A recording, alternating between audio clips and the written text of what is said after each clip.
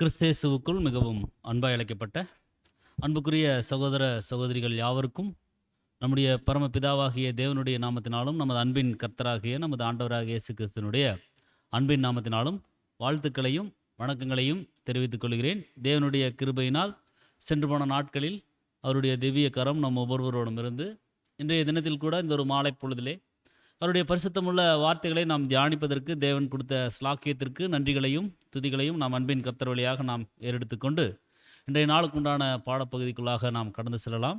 பிரியமான சகோதர சகோதரிகளே, நாம் அப்போஸ்தலனாகிய பவுல் தீமோத்தேயுவுக்கு எழுதின முதலாவது நிருபத்தை நாம் நிருபங்களின் சுருக்கம் என்ற தலைப்பின் கீழாக நம்ம தியானிச்சு வந்துட்டுருக்கிறோம். ஸோ முதலாவது தீமோத்தேயுவுக்கு எழுதின முதலாவது நிருபத்தினுடைய நிறைவு பகுதிக்குள்ளே இன்றைக்கு நாம் கடந்து வந்திருக்கிறோம். இந்த ஒரு 1 தீமோத்தேயு நிருபம் நம்ம 14 வகுப்புகள் நம்ம கடந்து வந்திருக்கிறோம். இன்றைய தினத்தில் அன்புக்குரிய சகோதர சகோதரில் லாஸ்ட் பார்ட் நம்ம பார்க்க போகிறோம். அப்போ அதற்கு முன்பாக இன்றைய தினத்தில் நம்ம 46வது வகுப்புக்குள்ளே கடந்து செல்கிறோம். கடந்த வாரத்தில் நம்ம பார்த்துட்ட அந்த ஒரு பாடத்தினுடைய சின்ன ஒரு ரீகால் பார்க்கும் பொழுது, கடந்த வாரத்தில் மெயினான ஒரு தீம் என்ன அப்படின்னு சொல்லி பார்த்தோம்னா, பணத்தின் மீதான ஒரு ஆசை. அதை குறித்து தான் அங்கே அப்போஸ்தலனாகிய பவுல் தீமோத்தேயுவுக்கு ஆலோசனைகள் சொல்கிறார். பணத்தின் மீதான ஆசை குறித்து சொல்லும் பொழுது, பணம் அப்படிங்கிறது எல்லா தீமைக்கும் அது என்ன ஆயிடுது அப்படின்னு சொல்லி பார்த்தோம்னா, ஒரு வேராக இருக்குது, ஆணி வேராக இருக்குது, அதுதான் ஒரு முக்கிய புள்ளியாக இருக்குது அப்படின்னு சொல்லி அதை மையமாக வச்சு சொல்கிறார். ஸோ மனுஷனுக்கு செம்மையாய் தோன்றக்கூடிய வழிகள் இருக்குது, அதனுடைய வழிகள் பார்த்தோம்னா அது ஒரு மரண வழிகளாகத்தான் இருக்குதுன்னு சொல்லி சொல்கிறார்.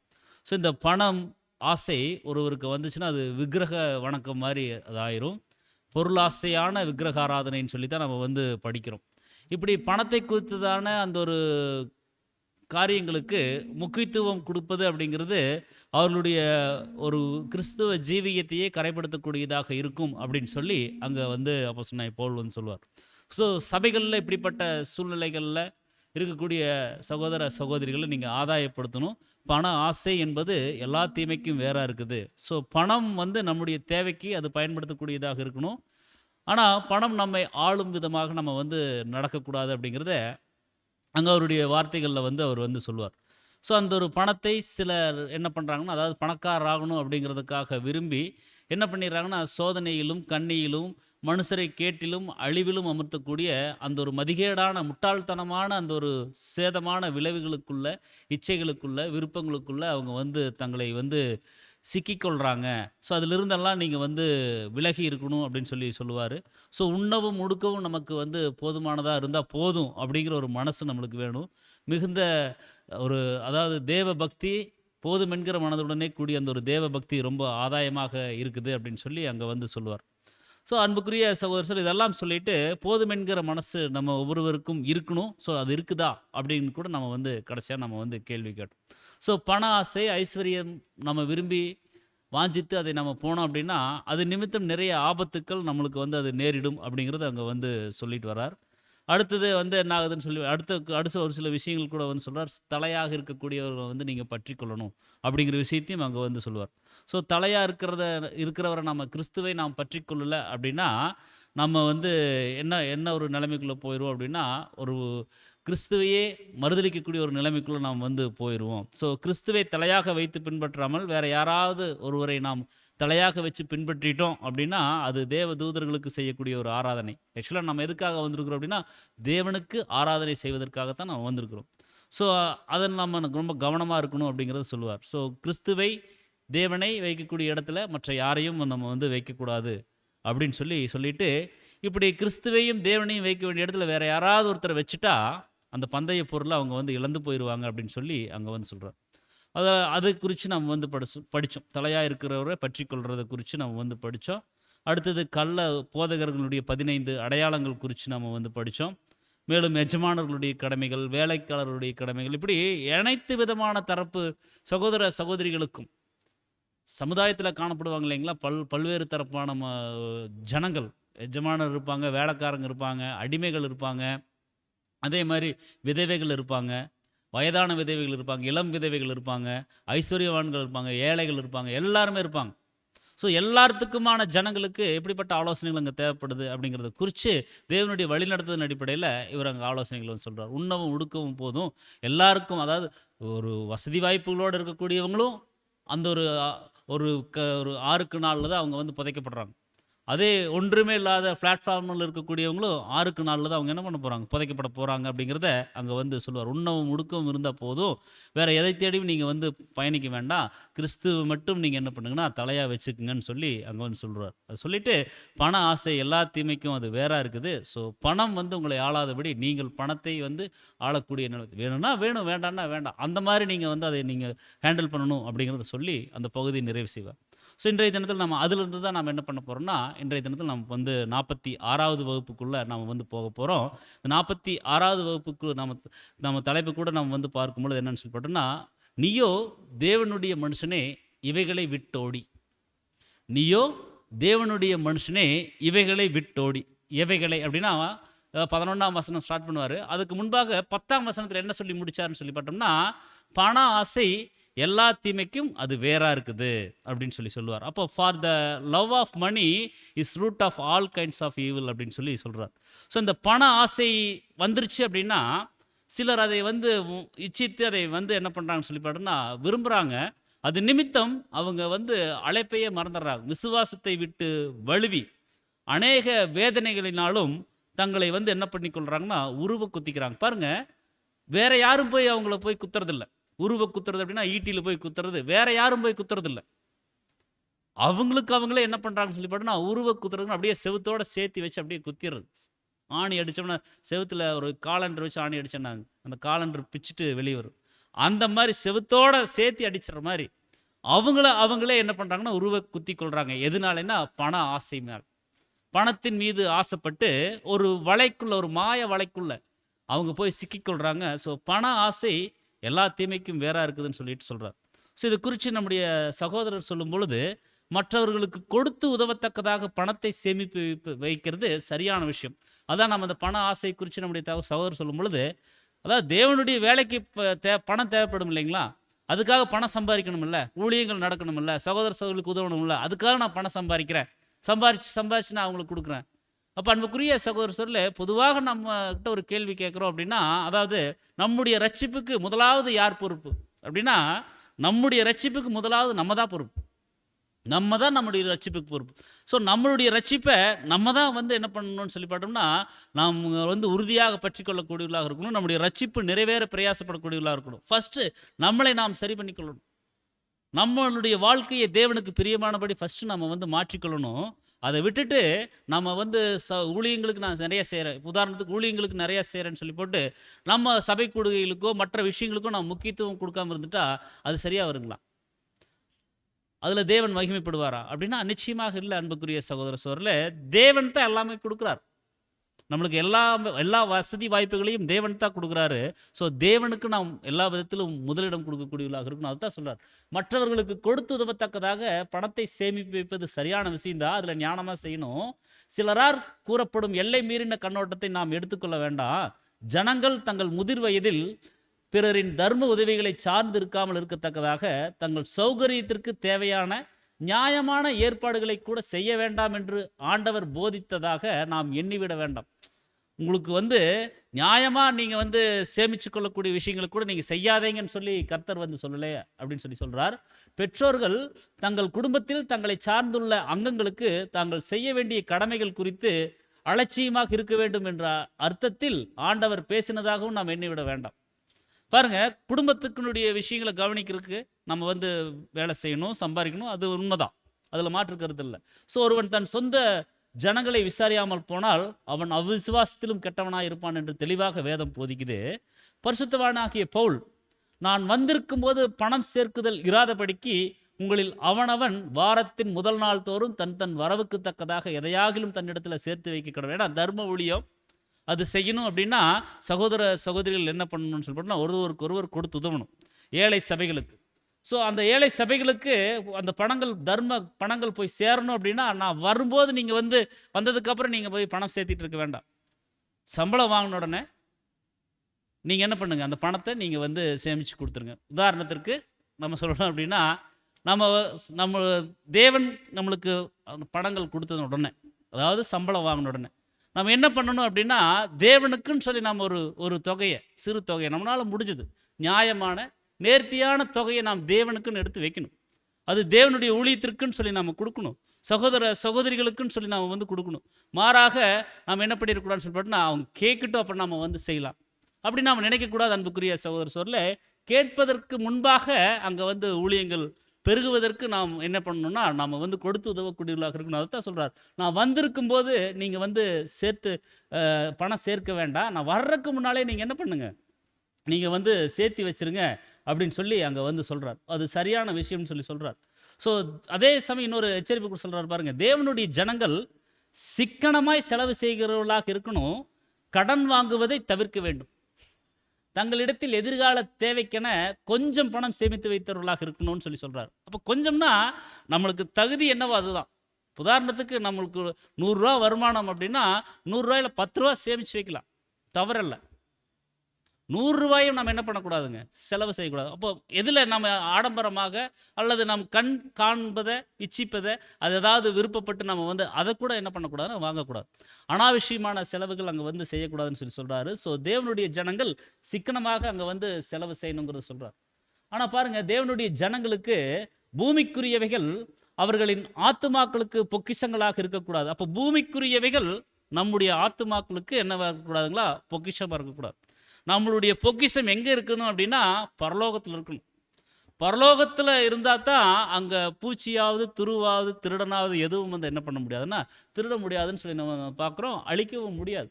ஸோ பொக்கிஷங்களை நம்ம வந்து பரலோகத்தில் தான் சேர்த்து வைக்கணும். மாறாக அது அவர்களினுடைய வேலைக்காரர்களாகவும் அவர்களுடைய வசதிகளுக்காக எப்பொழுதும் பயன்பட ஆயத்தமாகவும் தேவைகளுக்கு இலவசமாகவும் முழுமையாகவும் பயன்பட ஆயத்தமாகவும் காணப்படணும். இப்படியான நடத்தையை பின்பற்றுகிறவர்கள் அதிகமான பூமிக்குரிய ஆஸ்திகளை கொண்டிருப்பது அரிதான காரியம். போதும் அப்படிங்கிற மனசோடு இருந்து அவங்க இருந்துட்டாங்கன்னா அப்படின்னா, அன்புக்குரிய சகோதர சோர்ல அவங்க பெரிய பணக்காரராக இருப்பதற்கு வாய்ப்பு இல்லைன்னு சொல்லி சொல்றார். ஆஸ்தியை பொக்கிஷமாக ஆக்கி கொண்டு அவைகள் மேல் அளவுக்கு மீறின ஆசைகள் வைப்பவர்களே ஒன்றில் கருமிகளாக பேராசை கொண்டவர்களாக அல்லது மிகவும் ஐஸ்வர்யவான்களாக காணப்படுவாங்க. பணத்தை சேர்த்தணும்னு நினைப்பாங்க. ஒரு உதாரணத்துக்கு ஒரு 10,000 ரூபா இருக்குது அப்படின்னா, அது இன்னும் அதிகப்படுத்தத்தான் யோசிப்பாங்களே ஒழிய அந்த 10,000லேருந்து ஒரு 1000 ரூபா எடுக்கலாம்னு யோசிக்க மாட்டாங்க. ஸோ அவங்க கருமிகளாக அல்லது பேராசை கொண்டவர்களாக அல்லது மிகவும் ஐஸ்வர்யவான்களாக அவங்க வந்து இருப்பாங்க. ஸோ பணத்துக்குரிய காரியங்கள் மீது ஆசை வைப்பது அப்படிங்கிறது அதிகமான ஆஸ்திகள் குவிப்பதை தடை பண்ணத்தக்கதாக, உலக ஐஸ்வர்யங்களிடத்தில் பற்று இல்லாமல் அங்கே வந்து இருக்கக்கூடிய அந்த ஒரு நிலையை வந்து அது குறிக்குதுன்னு சொல்லி சொல்கிறார். இப்போ அன்புக்குரிய சகோதர சகோதரிகளே, நாம் இப்படிப்பட்ட ஒரு சிந்தையோடு நாம் என்ன பண்ணணும்னா இந்த அர்ப்பணிப்பின் பாதையில் நம்ம வந்து இருக்கணும். ஸோ பணத்தின் மீதான ஆசையை நாம் தவிர்க்கக்கூடியவர்களாக இருக்கணும். பணம் தேவைதான், அது நியாயம்தான்.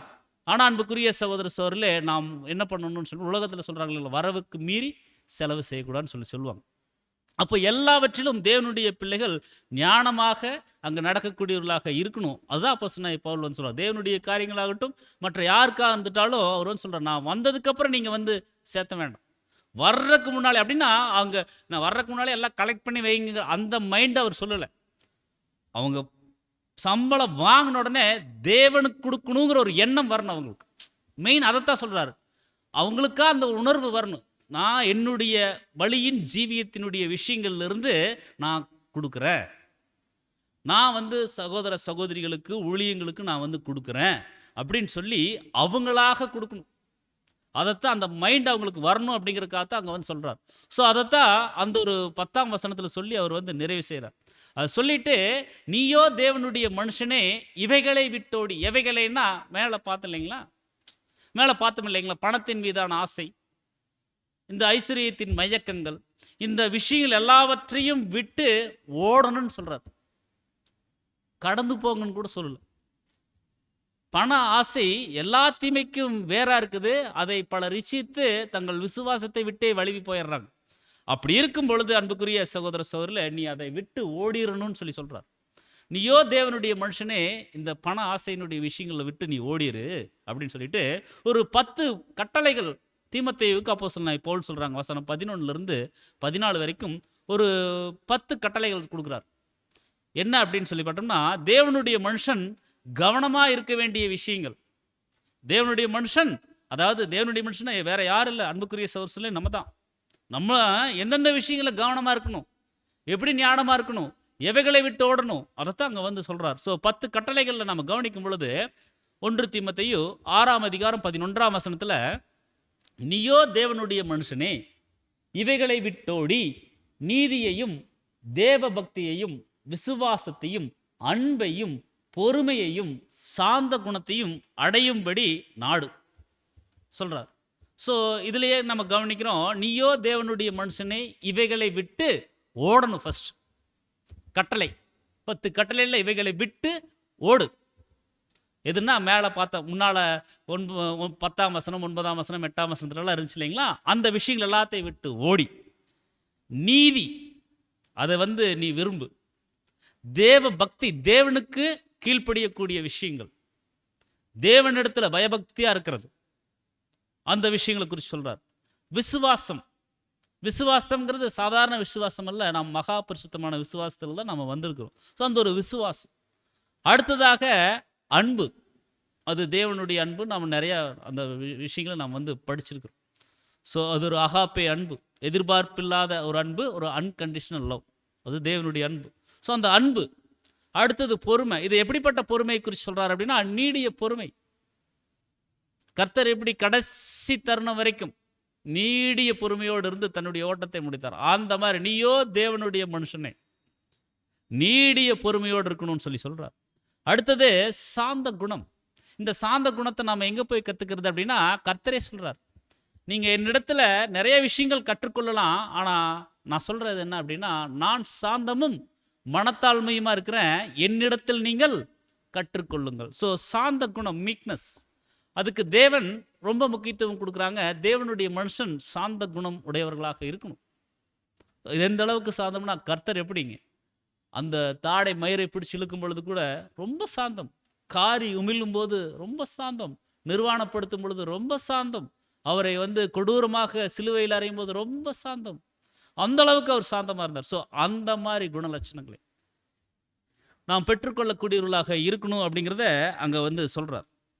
சொல்லிட்டு இதை அடையணுங்கிறார். ஃபஸ்ட்டு விட்டு ஓடணுன்னாரு.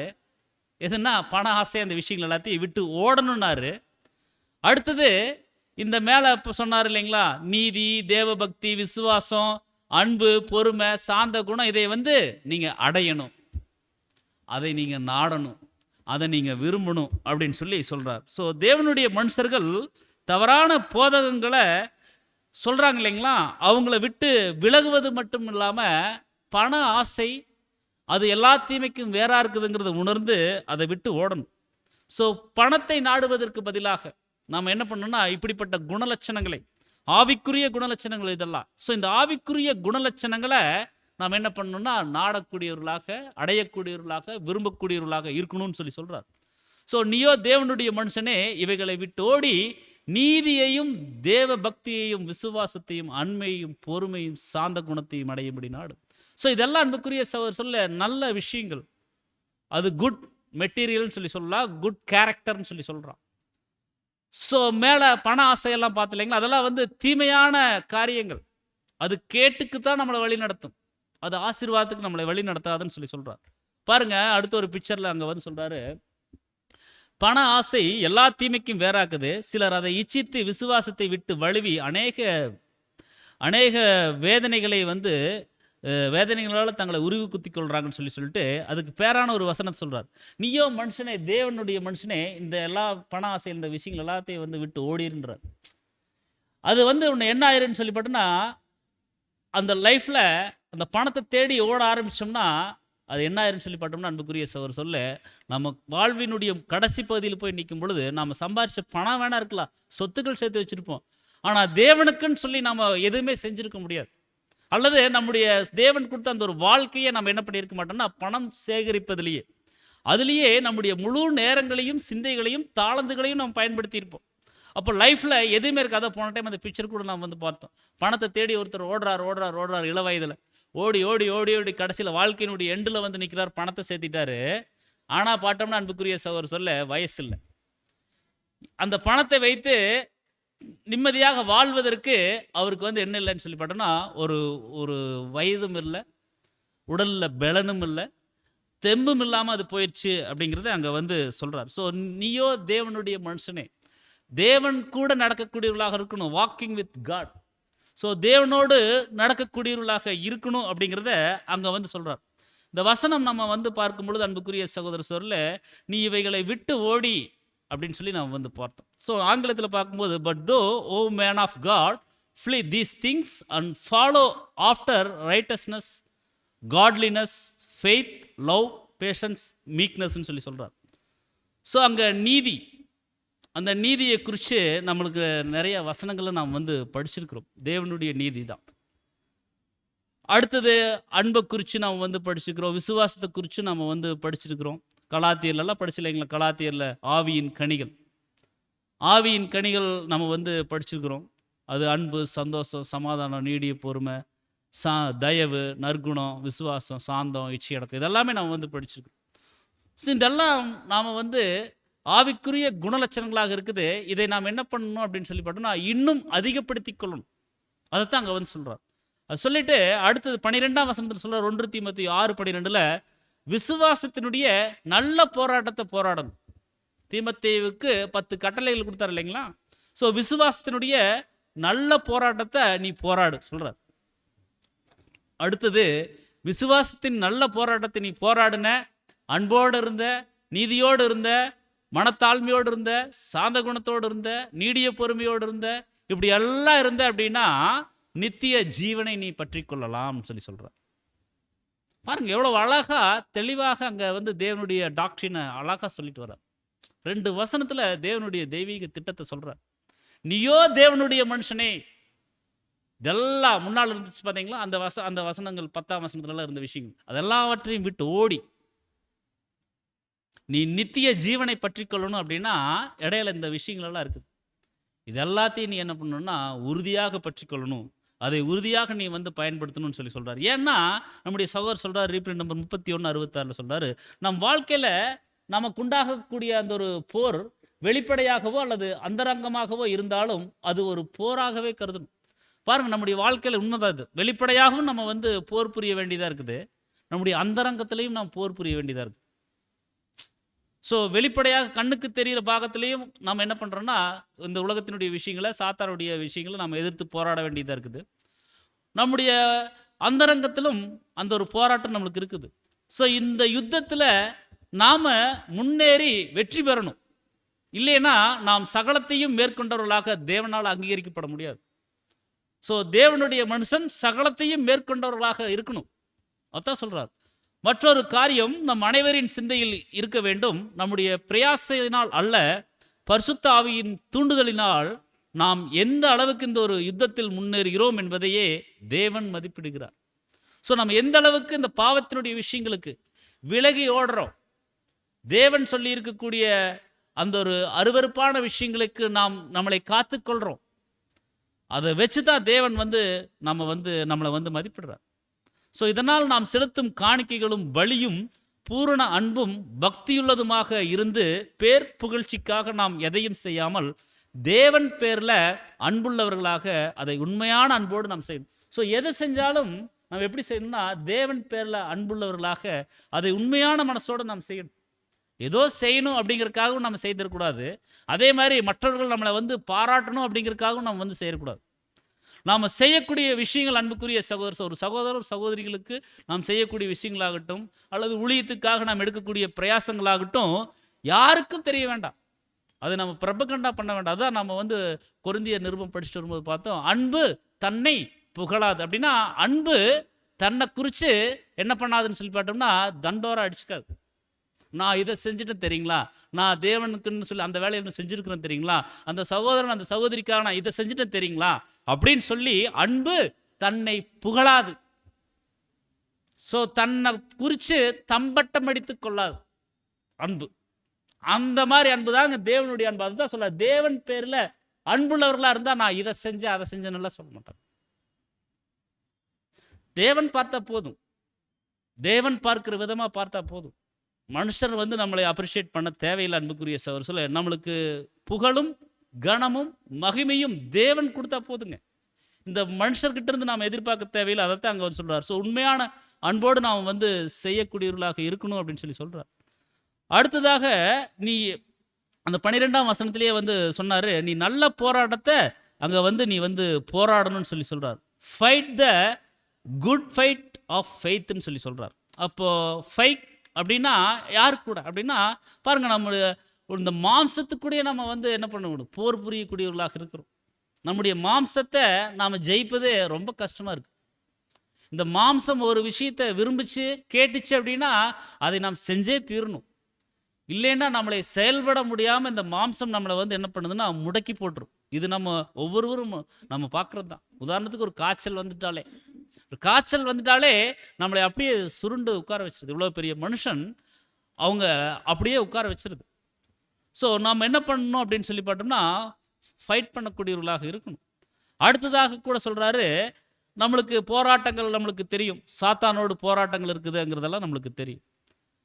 அப்போ அன்புக்குரிய சகோதர சகோதரியிலே 1 கொரிந்தியர் 9:26 சொல்கிறாரு, ஆதலால் நான் நிச்சயம் இல்லாதவனாக ஓடேன், ஆகாயத்தை அடிக்கிறவனாக சிலம்பம் பண்ணேன் அப்படிங்கிறார். ஸோ நான் நிச்சயம் இல்லாமல், ஒரு கன்ஃபர்மேஷன் இல்லாமல் நான் இந்த ஓட்டத்தில் ஓட மாட்டேன். கர்த்தர் எனக்கான பரிசு வச்சிருக்கார். இந்த ஒரு ஓட்டத்தில் தேவன் தான் என்னை அழைச்சிருக்கிறார். அவர் தான் எனக்கு இப்படிப்பட்ட ஒரு அழைப்பை கொடுத்துருக்கார். ஸோ இந்த ஒரு அழைப்பில் நான் ஓடுறேன் அப்படின்னா நான் வந்து நிஜ போட்டியிலிருந்து ஓடுறேன். ஆகாயத்தை அடிக்கிறவனாக நான் சிலம்பம், ஆகாயத்தை அடிக்க முடியுங்களா? அப்படி சிலம்பம் பண்ண முடியுமா? முடியாது. ஸோ நாம் நிஜ போட்டியில் இருக்கிறோம். இந்த ஆகாயத்தை அடிக்கிறதுங்கிறது கற்பனை போட்டி. ஸோ நாம் நிஜ போட்டியில் இருக்கிறோம். நமக்கு நிஜ எதிரி யார் அப்படின்னு சொல்லி பார்த்தோம்னா சாத்தான். ஸோ அந்த சாத்தானை நாம் ஜெயிக்கக்கூடியவர்களாக நம்முடைய போராட்டங்கள் இருக்கணும், போர் யுக்திகள் இருக்கணும். அவரை எப்படி ஜெயிக்கிறது அப்படின்னா தேவன் அதற்கு முன்னேற்பாடுகளை வச்சிருக்கிறார். பாருங்க, மேலும் யூதா 3 சொல்றாரு, பிரியமானவர்களே, பொதுவான ரட்சிப்பை குறித்து உங்களுக்கு எழுதும்படி நான் மிகவும் கருத்துள்ளவனா இருக்கையில பரிசுத்தவான்களுக்கு ஒப்பு கொடுக்கப்பட்ட விசுவாசத்திற்காக நீங்க தைரியமா போராடணும். பரிசுத்தவான்கள் ஒவ்வொருவருக்கும் ஒரு விசுவாசத்தை தேவன் கொடுத்திருக்கார். அது மகா பரிசுத்தமான விசுவாசம். ஸோ அந்த விசுவாசத்திற்காக நாம் தைரியமாக சாத்தான் கூட போராடக்கூடியவர்களாக இருக்கணும். அதை சொல்லிட்டு உங்களுக்கு எழுதி உணர்த்துவது எனக்கு அவசியமாக கண்டதுன்னு சொல்கிறார். So fight the good fight of faith. சண்டை போடணும். அது சரியான முறையில் நாம் என்ன பண்ணுங்க, எதிராளியை நாம் வந்து தாக்கக்கூடியவர்களாக இருக்கணும். So fight the good fight of faith, take hold of eternal life அப்படின்னு சொல்கிறார். ஸோ விசுவாசத்தினுடைய நல்ல போராட்டத்தை அப்படின்னா பிரதானமாக நமக்குள்ளான பாவத்திற்கு எதிராக நாம் போராடணும். தற்காலத்தில் இருக்கக்கூடிய சபையின் போராட்டம் எப்படிப்பட்டதாகத்தான் இருக்குதுன்னு சொல்றார். பாருங்க, கண்ணுக்கு தெரியாத ஒரு தலைவரின் கீழ், கண்ணுக்கு தெரியாத ஒரு எதிரிக்கு எதிராக கண்காணாத ஜீவ கிரீடத்திற்காக வெற்றிகரமான போராட்டம் சொல்றார். அழகா நம்முடைய மூத்த சகோதரர் கோட் பண்றார். கண்ணுக்கு தெரியாத ஒரு தலைவரின் தலைமையின் கீழ், கண்ணுக்கு தெரியாத ஒரு எதிரிக்கு எதிராக கண்காணாத ஜீவ கிரீடத்திற்காக நாம் போராடுறோம். இதுதாங்க அதாவது விசுவாசத்திற்கான நல்ல போராட்டம். ஸோ நமக்கு விசுவாசம் இருக்குது அப்படிங்கிறத, அதற்காக போராட வேண்டியுள்ளது அப்படிங்கிறத இது குறிக்கக்கூடியதாக இருக்குதுன்னு சொல்கிறார். ஸோ தனது அனுதாபங்களை எழுப்புவதற்கும் சத்தியத்தினை பரப்பி அதனை வந்து பாதுகாப்பதில் தனது ஆற்றல்களை செலவு செய்வதற்கும் போதுமான சத்தியத்தை பற்றின கொஞ்சம் அறிவினை கூட பெற்றிராத எந்த மனிதனாலும் போராட முடியாது. ஸோ தீங்கு நாள் வரப்போகுது, அல்லது தீங்கு நாளில் தான் நாம் இருக்கிறோம். அப்படி இருக்கும் பொழுது அன்புக்குரிய சகோதர சொல்ல, சத்தியத்தின் அறிவு இல்லாமல் நம்ம என்ன பண்ண முடியாதுங்க, எதிராளியை எதிர்த்து போராட முடியாதுன்னு சொல்றார். ஸோ கர்த்தர் மீதும் அவர் நம்மளுக்கு மகா மேன்மையும் அருமையுமான வாக்குத்தத்தங்கள் கொடுத்துருக்காங்க. ஸோ வாக்குத்தத்தங்கள் மீதும் உள்ள விசுவாசமே கர்த்தருடைய ஜனங்களை முன்னோக்கி நகர்த்தி அவர்களுக்கு வலுவூட்டும் சக்தியாக ஒரு விஷயங்கள் அங்கே இருக்குது. ஸோ கர்த்தர் மீதான அந்த ஒரு விசுவாசமே ஒழிய மனுஷர் மீதான அல்லது விசுவாச அறிக்கைகள் மீதான நம் மீதான விசுவாசம் அல்ல. அதெல்லாம் வந்து எதிராளியை என்ன பண்ணாதுன்னு சொல்லி பார்த்தோம்னா ஜெயிக்க முடியாது. ஸோ கர்த்தர் மீது தான் நம்ம விசுவாசம் வைக்கணும்.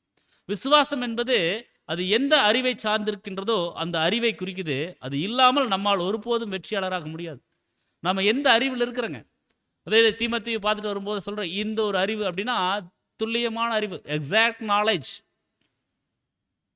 அது எந்த நாலேஜ் அப்படின்னா, தேவனை குறித்து, கர்த்தரை குறித்து, தேவனுடைய தெய்வீக திட்டத்தை குறித்து, கர்த்தருடைய ஈடுபடியை குறித்ததான ஒரு அறிவு. ஸோ அந்த அறிவு தேவன் இன்றைய தினத்தில் நம்மளுக்கு கொடுத்துருக்கார். ஸோ அந்த அறிவை பெற்றுக்கொண்டு நாம் எதிராளியை நோக்கி போராடக்கூடியவர்களாக இருக்கணும். அந்த அறிவு இல்லைன்னா நம்மளால் வெற்றியாளராக மாற முடியாது. ஒரு நல்ல போராட்டமானது நல்ல, உண்மையான, உன்னதமான, தூய்மையான, தெய்வீகமான காரியங்களின் நலன்களுக்காக, நீதிக்காக அது போராடும். ஒரு நல்ல போராட்டங்கிறது அது தெய்வீகமான காரியங்களுக்கு போராடும். நம்ம அதிகபட்சமான கடன்களை வாங்கிட்டு அது கூட போராடுறது பிரயோஜனம் இருக்குங்களா? சாத்தான் தந்திரக்காரன் நம்மளை ஏதோ ஒரு வகையில் விழத்தள்ளுவதற்கு அநேக உபாய தந்திரங்களை வச்சிருப்பான். ஸோ நம்ம மாம்சத்தையும் உலகத்தினுடைய விஷயங்களையும் நாம் இச்சித்து சேர்த்திட்டு அதில் போராடுறதுல நம்ம செலவிட்டோம்னா நம்முடைய அர்ப்பணிப்பின் பாதையில் மிகுந்த பின்னோக்கம் போகக்கூடிய சூழ்நிலை வந்துடும். ஸோ நாம் சுயாதீனத்திற்காகவும் சத்தியத்தின் மகிமைக்காகவும் போராடுகிறோம். அதனை நாம் விசுவாசத்தால் ஏற்றுக்கொண்டோமே தவிர அது குறித்து நமக்கு எந்த அறிவும் இல்லைன்னு சொல்கிறார். ஸோ நாம் போராடக்கூடியவர்களாக இருக்கணும். நம்மளுக்கு எதிரிகள் இருக்கிறாங்க. யாருன்னா உலகம், மாம்சம், பிசாஸ். ஸோ கர்த்தருக்காக, சத்தியத்திற்காக, சகோதர சகோதரிகளுக்காக போராடணும். எதுக்காகன்னா அவர்களை இன்னும் சத்தியத்தில் நாம் கொண்டு வருவதற்கு, அல்லது அவர்களுடைய ஆவிக்குரிய முதிர்ச்சியை நோக்கி அவர்களை நாம் வழிநடத்துவதற்கு நாம் என்ன பண்ணணும்னு சொல்லி பார்த்தோம்னா, நாம் போராடக்கூடியவர்களாக இருக்கணும். யார் கூடனா சாத்தான் கூட. மாறாக நாம் என்ன பண்ணிடக்கூடாது, சகோதர சகோதரிகள் கூட போராடிடக்கூடாது. சகோதர சகோதரிகள் கூட போராடுவதற்காக நம்ம வரல. நமக்கு போராட்டம் யார் கூட தான் இருக்குங்க? உலகம், மாம்சம், பிசாஸ்.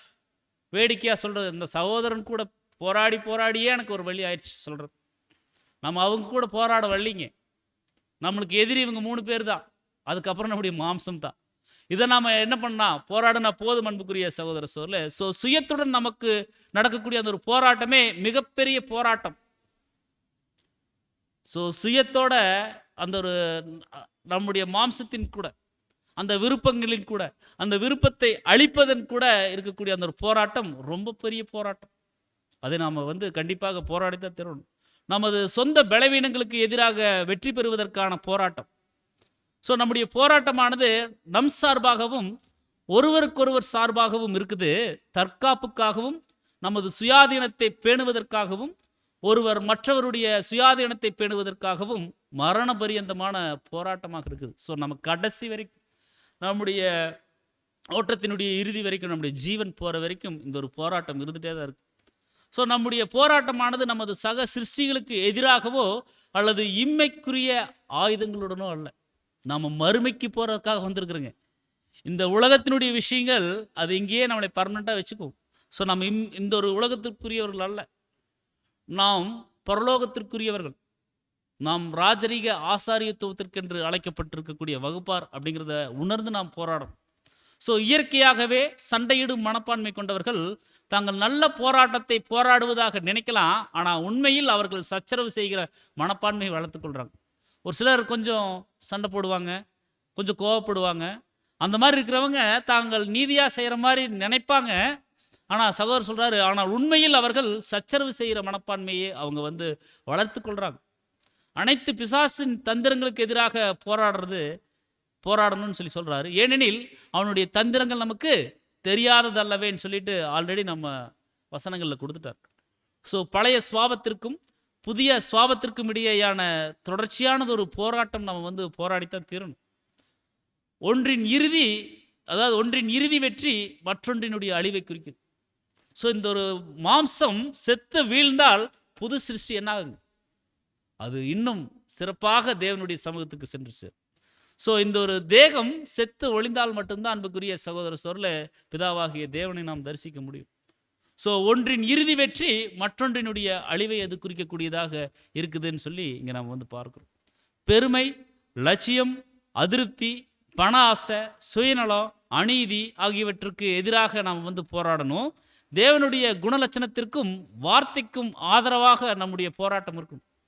பாருங்க, எதுக்கு எதிராக இருக்கணும் அப்படின்னா, தேவன் விரும்பாத விஷயங்களுக்கு எதிராக போராடணும். தேவனுடைய ஒரு சத்தியத்தில் நிலைத்து நிற்பதற்கு நாம் போராடக்கூடியவர்களாக இருக்கணும். சகோதர சகோதரிகளுக்கு ஆவிக்குரிய விதத்தில் உதவுவதற்கு நாம் போராடக்கூடியவர்களாக இருக்கணும் அன்புக்குரிய சகோதர சகோதரி. ஸோ பெரும்பாலும் உலகத்தின் ஆவியை தன்னகத்தே கொண்டுள்ள அலட்சியமான கிறிஸ்துவத்திலிருந்து இவை அனைத்தும் எவ்வளோ வித்தியாசமாக தோன்றுதுன்னு சொல்கிறார். ஸோ சத்தியத்துக்கான இந்த ஒரு போராட்டத்தில் போராடி கொண்டிருக்கும் வீரர்கள் மற்றவர்களை காயப்படுத்துவதன் மூலமாக அல்லாமல் மாறாக கர்த்தருக்காகவும் அவருடைய நோக்கத்திற்காகவும் தங்களையே முன்வைத்திடும் அளவுக்கு மரண பரியந்தம் நீதியின் கொள்கைக்கு நேர்மையாக இருந்து உன்னதமான முன்மாதிரிகளை மற்றவர்களுக்கு காண்பிப்பதன் மூலமாகவே அவங்க வெற்றி பெறுகிறவர்களாக இருக்கிறாங்கன்னு சொல்கிறார்.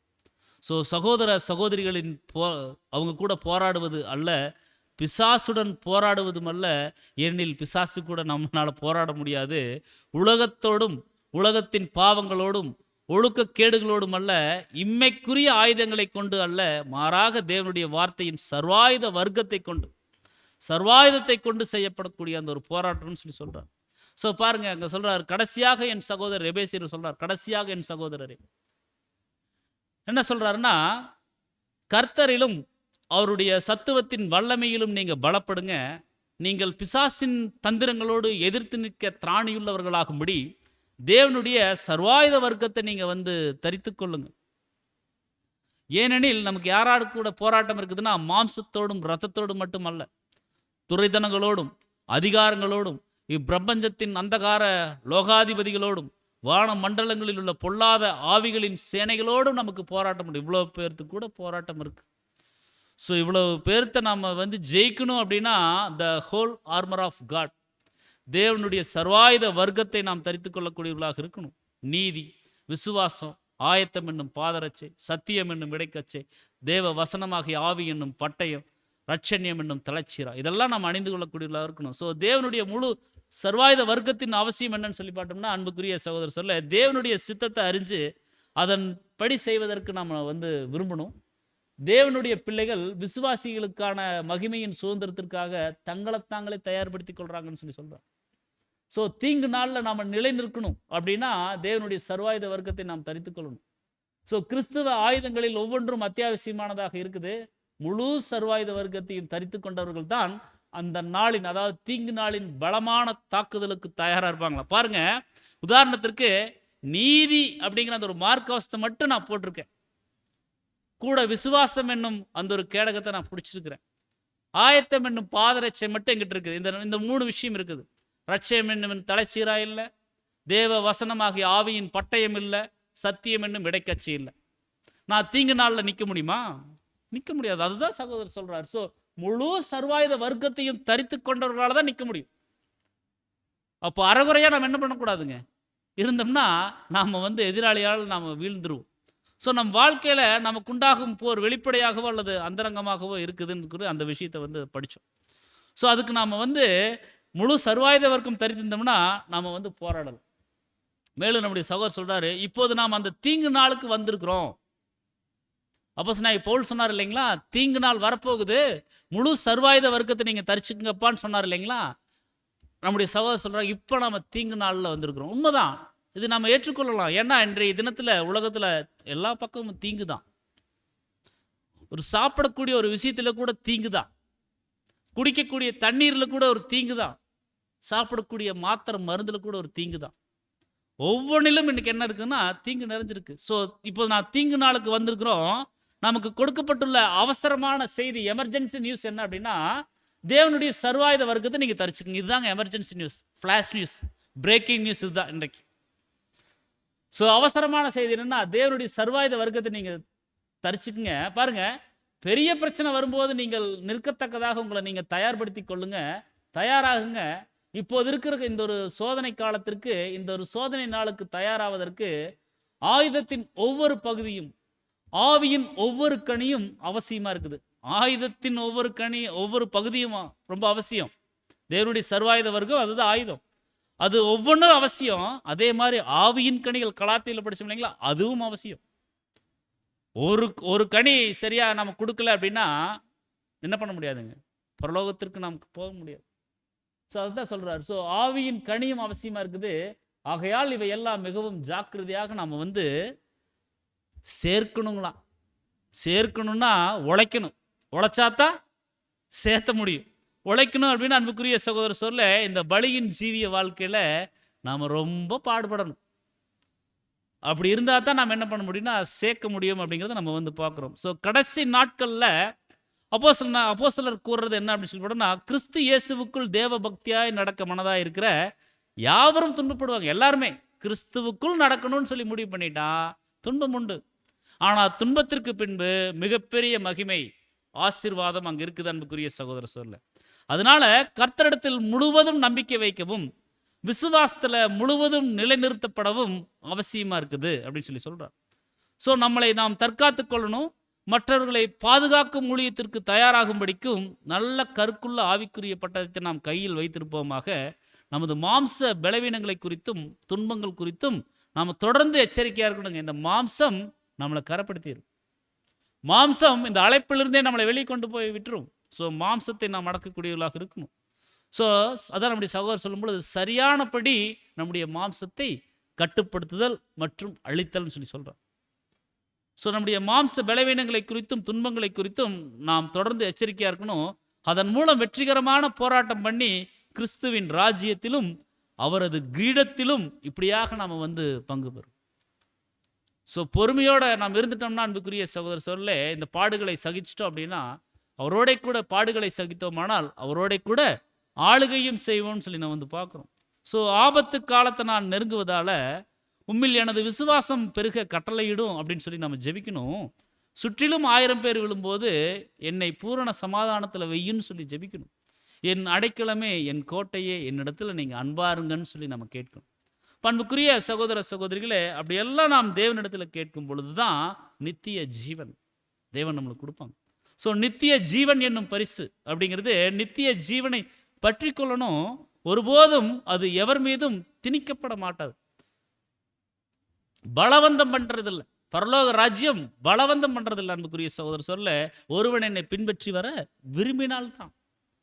விரும்புனா வரலாம், விரும்பலைன்னா மிரட்டியெல்லாம் நம்ம என்ன பண்ண முடியாது. யாரையும் நம்ம சத்தியத்துக்குள்ளே கொண்டு வர முடியாதுங்கிறத நம்ம பார்க்குறோம். ஸோ அது எவர் மீதும் திணிக்கப்படக்கூடாதுன்னு சொல்லி சொல்கிறார்.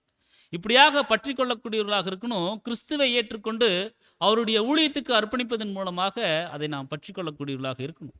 ஸோ இந்த நித்திய ஜீவனை பற்றி கொள்வதற்காகத்தான், அதற்காகவே நீ அழைக்கப்பட்டாய். ஸோ அர்ப்பணிக்கப்பட்ட சபையாகிய கிறிஸ்துவின் சரீரத்திற்கு மாத்திரம் இது சொல்லப்பட்டதுன்னு சொல்லி சகோதரர் சொல்கிறார். ஸோ இது நல்ல அறிக்கை பண்ணக்கூடிய விதமாகவும் அங்கே இருக்குதுன்னு சொல்லி சொல்கிறார். ஸோ மற்றும் ஒரு உன்னத உடன்படிக்கையை செய்கிறவனாகவும் இருக்கிறான்னு சொல்லி சொல்கிறார். ஸோ அன்புக்குரிய சகோதர சகோதரிலே நாம் பார்க்குறோம், அதாவது we must focus on heaven in order to lay hold of eternal லைஃப்னு சொல்லி நாம் பார்க்குறோம். ஸோ பிலிப்பியர் 3:14 நம்ம கவனிக்கிறோங்க. கிறிஸ்து இயேசுவுக்குள் தேவன் அழைத்த பரம அழைப்பின் பந்தய பொருளுக்காக லக்கை நோக்கி நான் தொடர்ந்து போகிறேன் அப்படின்னு சொல்லி அங்கே அப்போஸ்தலர் பவுல் சொல்கிறாங்க. ஸோ லக்கை நோக்கி நாம் போகக்கூடியவர்களாக பயணிக்கக்கூடியவர்களாக இருக்கணும் அப்படிங்கிறத நம்ம பார்க்கணும். So we must flee from false doctrines. அப்போது தவறான உபதேசங்களிலிருந்தும் நம்ம என்ன பண்ணணும்னா நம்மளை நாம் காத்துக்கொள்ளக்கூடியவர்களாக இருக்கணும். நீதியை நாம் காத்துக்கொள்ளக்கூடியவர்களாக இருக்கணும். அந்த எந்த விஷயங்களை நாம் அடையும்படி நாடணும்னு சொல்லி நம்ம படிச்சோம் இல்லைங்களா, அந்த விஷயங்களெல்லாம் சொல்கிறார். அடுத்ததாக சொல்கிறாரு, நம்முடைய 1 தீமோத்தேயு 6:13 சொல்கிறாரு, நம்முடைய கர்த்தராகிய இயேசு கிறிஸ்து பிரசன்னமாகும் வரைக்கும் நீ இந்த கற்பனையை மாசில்லாமலும் குற்றமில்லாமலும் கை கொள்ளணும்னு சொல்லி சொல்கிறார். நம்முடைய கர்த்தராகிய இயேசு கிறிஸ்து பிரசன்னமாகும் வரைக்கும் நீ இந்த கற்பனையை மாசில்லாமல் குற்றமில்லாமல் நீ கை கொள்ளணும்னு சொல்லி சொல்கிறார். ஸோ இந்த கற்பனை அப்படிங்கிறது கிரீக்கில் பார்க்கும் பொழுது என்டாலோ அப்படிங்கிற ஒரு வார்த்தை கொடுக்குறாங்க. என்டலோ அப்படிங்கிற ஒரு வார்த்தை கொடுக்குறாங்க. அதாவது பொறுப்பில் ஒப்படைக்கப்பட்ட இந்த ஒரு விஷயத்தை, தெய்வீக உந்துதலால் கொடுக்கப்பட்டிருக்கக்கூடிய இந்த ஒரு உபதேசத்தை அப்படிங்கிறது அதனுடைய அர்த்தமாக இருக்குது. ஸோ அந்த ஒரு தெய்வீக உந்துதலால் கொடுக்கப்பட்ட அந்த ஒரு உபதேசத்தை மாசு இல்லாமல் குற்றம் இல்லாமல் நம்ம கை கொண்டு நடக்கணும். ஸோ மாசு இல்லாமல் அப்படிங்கிறது பாக்கியமான சுவிசேஷத்தை களங்கம் இல்லாமல்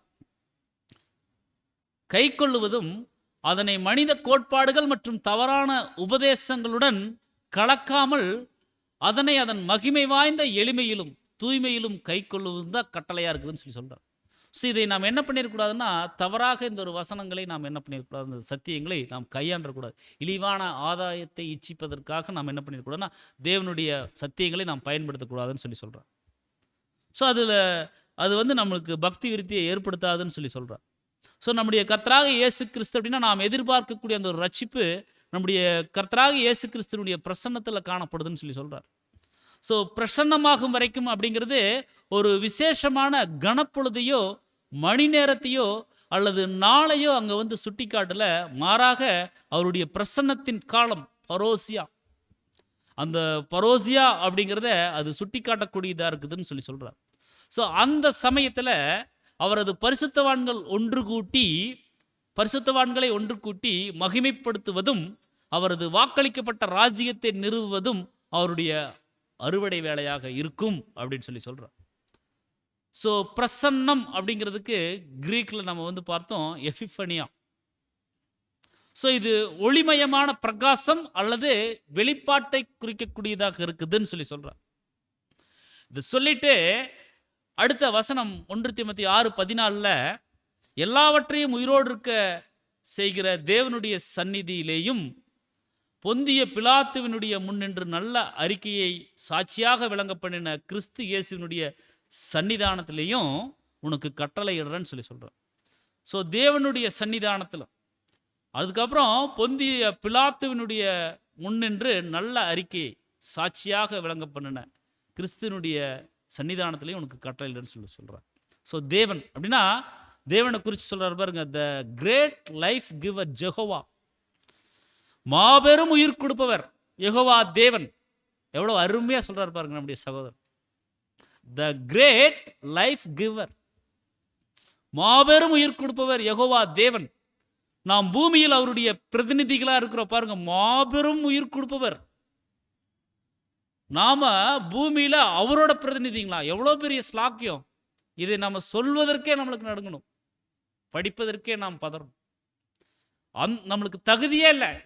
இந்த ஒரு ஸ்தானம், தகுதி இல்லாத நம்மளைய தேவன் தகுதிப்படுத்தியிருக்கார். பிரியமான சகோதர சொல்ல, மாபெரும் உயிர் கொடுப்பவர் யெகோவா தேவன்.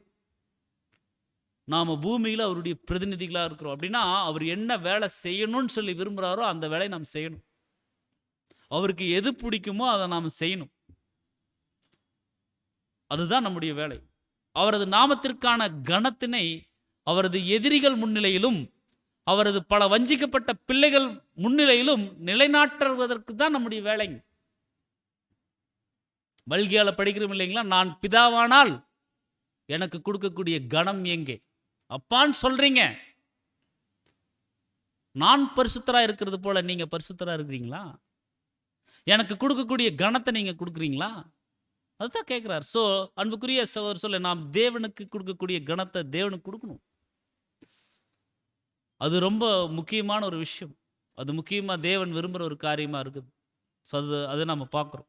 அடுத்ததாக பொந்திய பிலாத்து அப்படின்னா யூதேயாவிற்கான ரோம தேசாதிபதி ஒருவர் வாழ வேண்டுமா அல்லது சாக வேண்டுமா என்பதற்கான அதிகாரத்தை பெற்றிருந்தார். அவர் முன்பாக கர்த்தர் நல்ல சாட்சி கொடுத்தார். நீர் ராஜாவான்னு கேட்டார் யோவான்ல. நீங்கள் ராஜாவா அப்படின்னு சொல்லுன்னா நீ சொல்லுகிறபடி தான், ஆனால் என்னுடைய ராஜ்யம் இந்த பூமிக்குரியது அல்லன்னு சொல்லி சொல்கிறார். என்னுடைய ராஜ்யம் இந்த பூமிக்குரியதாக இருந்துச்சுன்னா என்னுடைய சீஷர்கள், என் கூட இருக்கிறவங்க எனக்காக போராடி இருப்பாங்க அப்படின்னு சொல்லி சொல்கிறார். ஸோ அவங்க முன்பாக நல்ல சாட்சி கொடுக்கக்கூடியவராக, நல்ல அறிக்கை பண்ணக்கூடியவராக இருந்தார், விட்னஸ் கொடுத்துருக்கார். ஸோ நமது கர்த்தர் சத்தியத்திற்கு அளித்த அந்த ஒரு சாட்சி தான் அவருடைய உயிரையே பறிச்சிருச்சது. உண்மை. நீங்க ராஜாவா? ஆமா, நான் ராஜா தான் சொன்னார். அந்த நல்ல சாட்சி, நீங்க தேவனுடைய குமாரன்? ஆமா, நான் தேவனுடைய குமாரன். உடனே தேவதூசணம் சொல்லிட்டார், இவரை கொல்லணும் கொல்லணும். எல்லாரும் கத்திட்டாங்க. அவர் நல்ல அறிக்கை தான் கொடுத்தார், நல்ல சாட்சி தான் கொடுத்தார். அவர் தேவனுடைய குமாரன் தான், மாற்று கருத்து இல்லை. ஸோ தேவனை குறித்து நாம் சாட்சி சொன்னால் நமக்கும் இப்படிப்பட்ட அருமையான அனுபவங்கள் வரும். அன்புக்குரிய சகோதர சோர்லே, அது நாம் கர்த்தர் நிமித்தம் நாம் என்ன பண்ணணும், நாம் மகிழ்ச்சியோடு ஏற்றுக்கொள்ளக்கூடியவர்களாக இருக்கணும். அப்படிப்பட்ட சூழ்நிலைகள் நாம் நிற்க வைக்கப்படும் பொழுது எப்படி கர்த்தர் நல்ல சாட்சி சொன்னாரோ, பெரிய தேசாதிபதி, ஒருத்தர் வாழணுமா ஒருத்தர் சாகணுமாங்கிறது முடிவு பண்ணக்கூடிய அதிகாரம் அவருக்கு இருக்குது. ஆனால் அவர் முன்பு நல்ல சாட்சி கொடுத்தார். ஸோ அதே போல தான் நாமளும் என்ன பண்ணுங்க, நல்ல சாட்சி கொடுக்கணும். சத்தியத்திற்கு சாட்சி கொடுக்கத்தான் நான் வந்தேன்னு சொல்கிறார். ஸோ நம்ம கூட எதுக்கு தான் வந்திருக்கிறேங்க, சத்தியத்துக்கு சாட்சி கொடுக்கத்தான், சத்தியத்தின்படி வாழத்தான். நம்ம வந்திருக்கிறோம். அப்போ அப்படி நாம் வாழணும் அன்புக்குரிய சகோதர சகோதரர்கள். அதை சொல்லி அந்த ஒரு பகுதியை அவர் வந்து என்ன பண்ணுறாருன்னு சொல்லி பார்த்தோன்னா நிறைவு செய்கிறார். அடுத்ததாக தேவனுடைய பிரசன்னமாகுதலும் அவரை பற்றிய விளக்கமும் 15 மற்றும் 16 வசனத்தில் சொல்கிறார். 1 தீமோத்தேயு 6ஆம் அதிகாரம் 15ஆம் வசனத்தில் அந்த பிரசன்னமாகுதலை பாருங்க. மேலே கவனிக்கலாம் பிரியமான சகோதர சகோதரிகளே, கிறிஸ்துவனுடைய பிரசன்னமாகும் காலத்தை குறித்து பேசுகிறார்.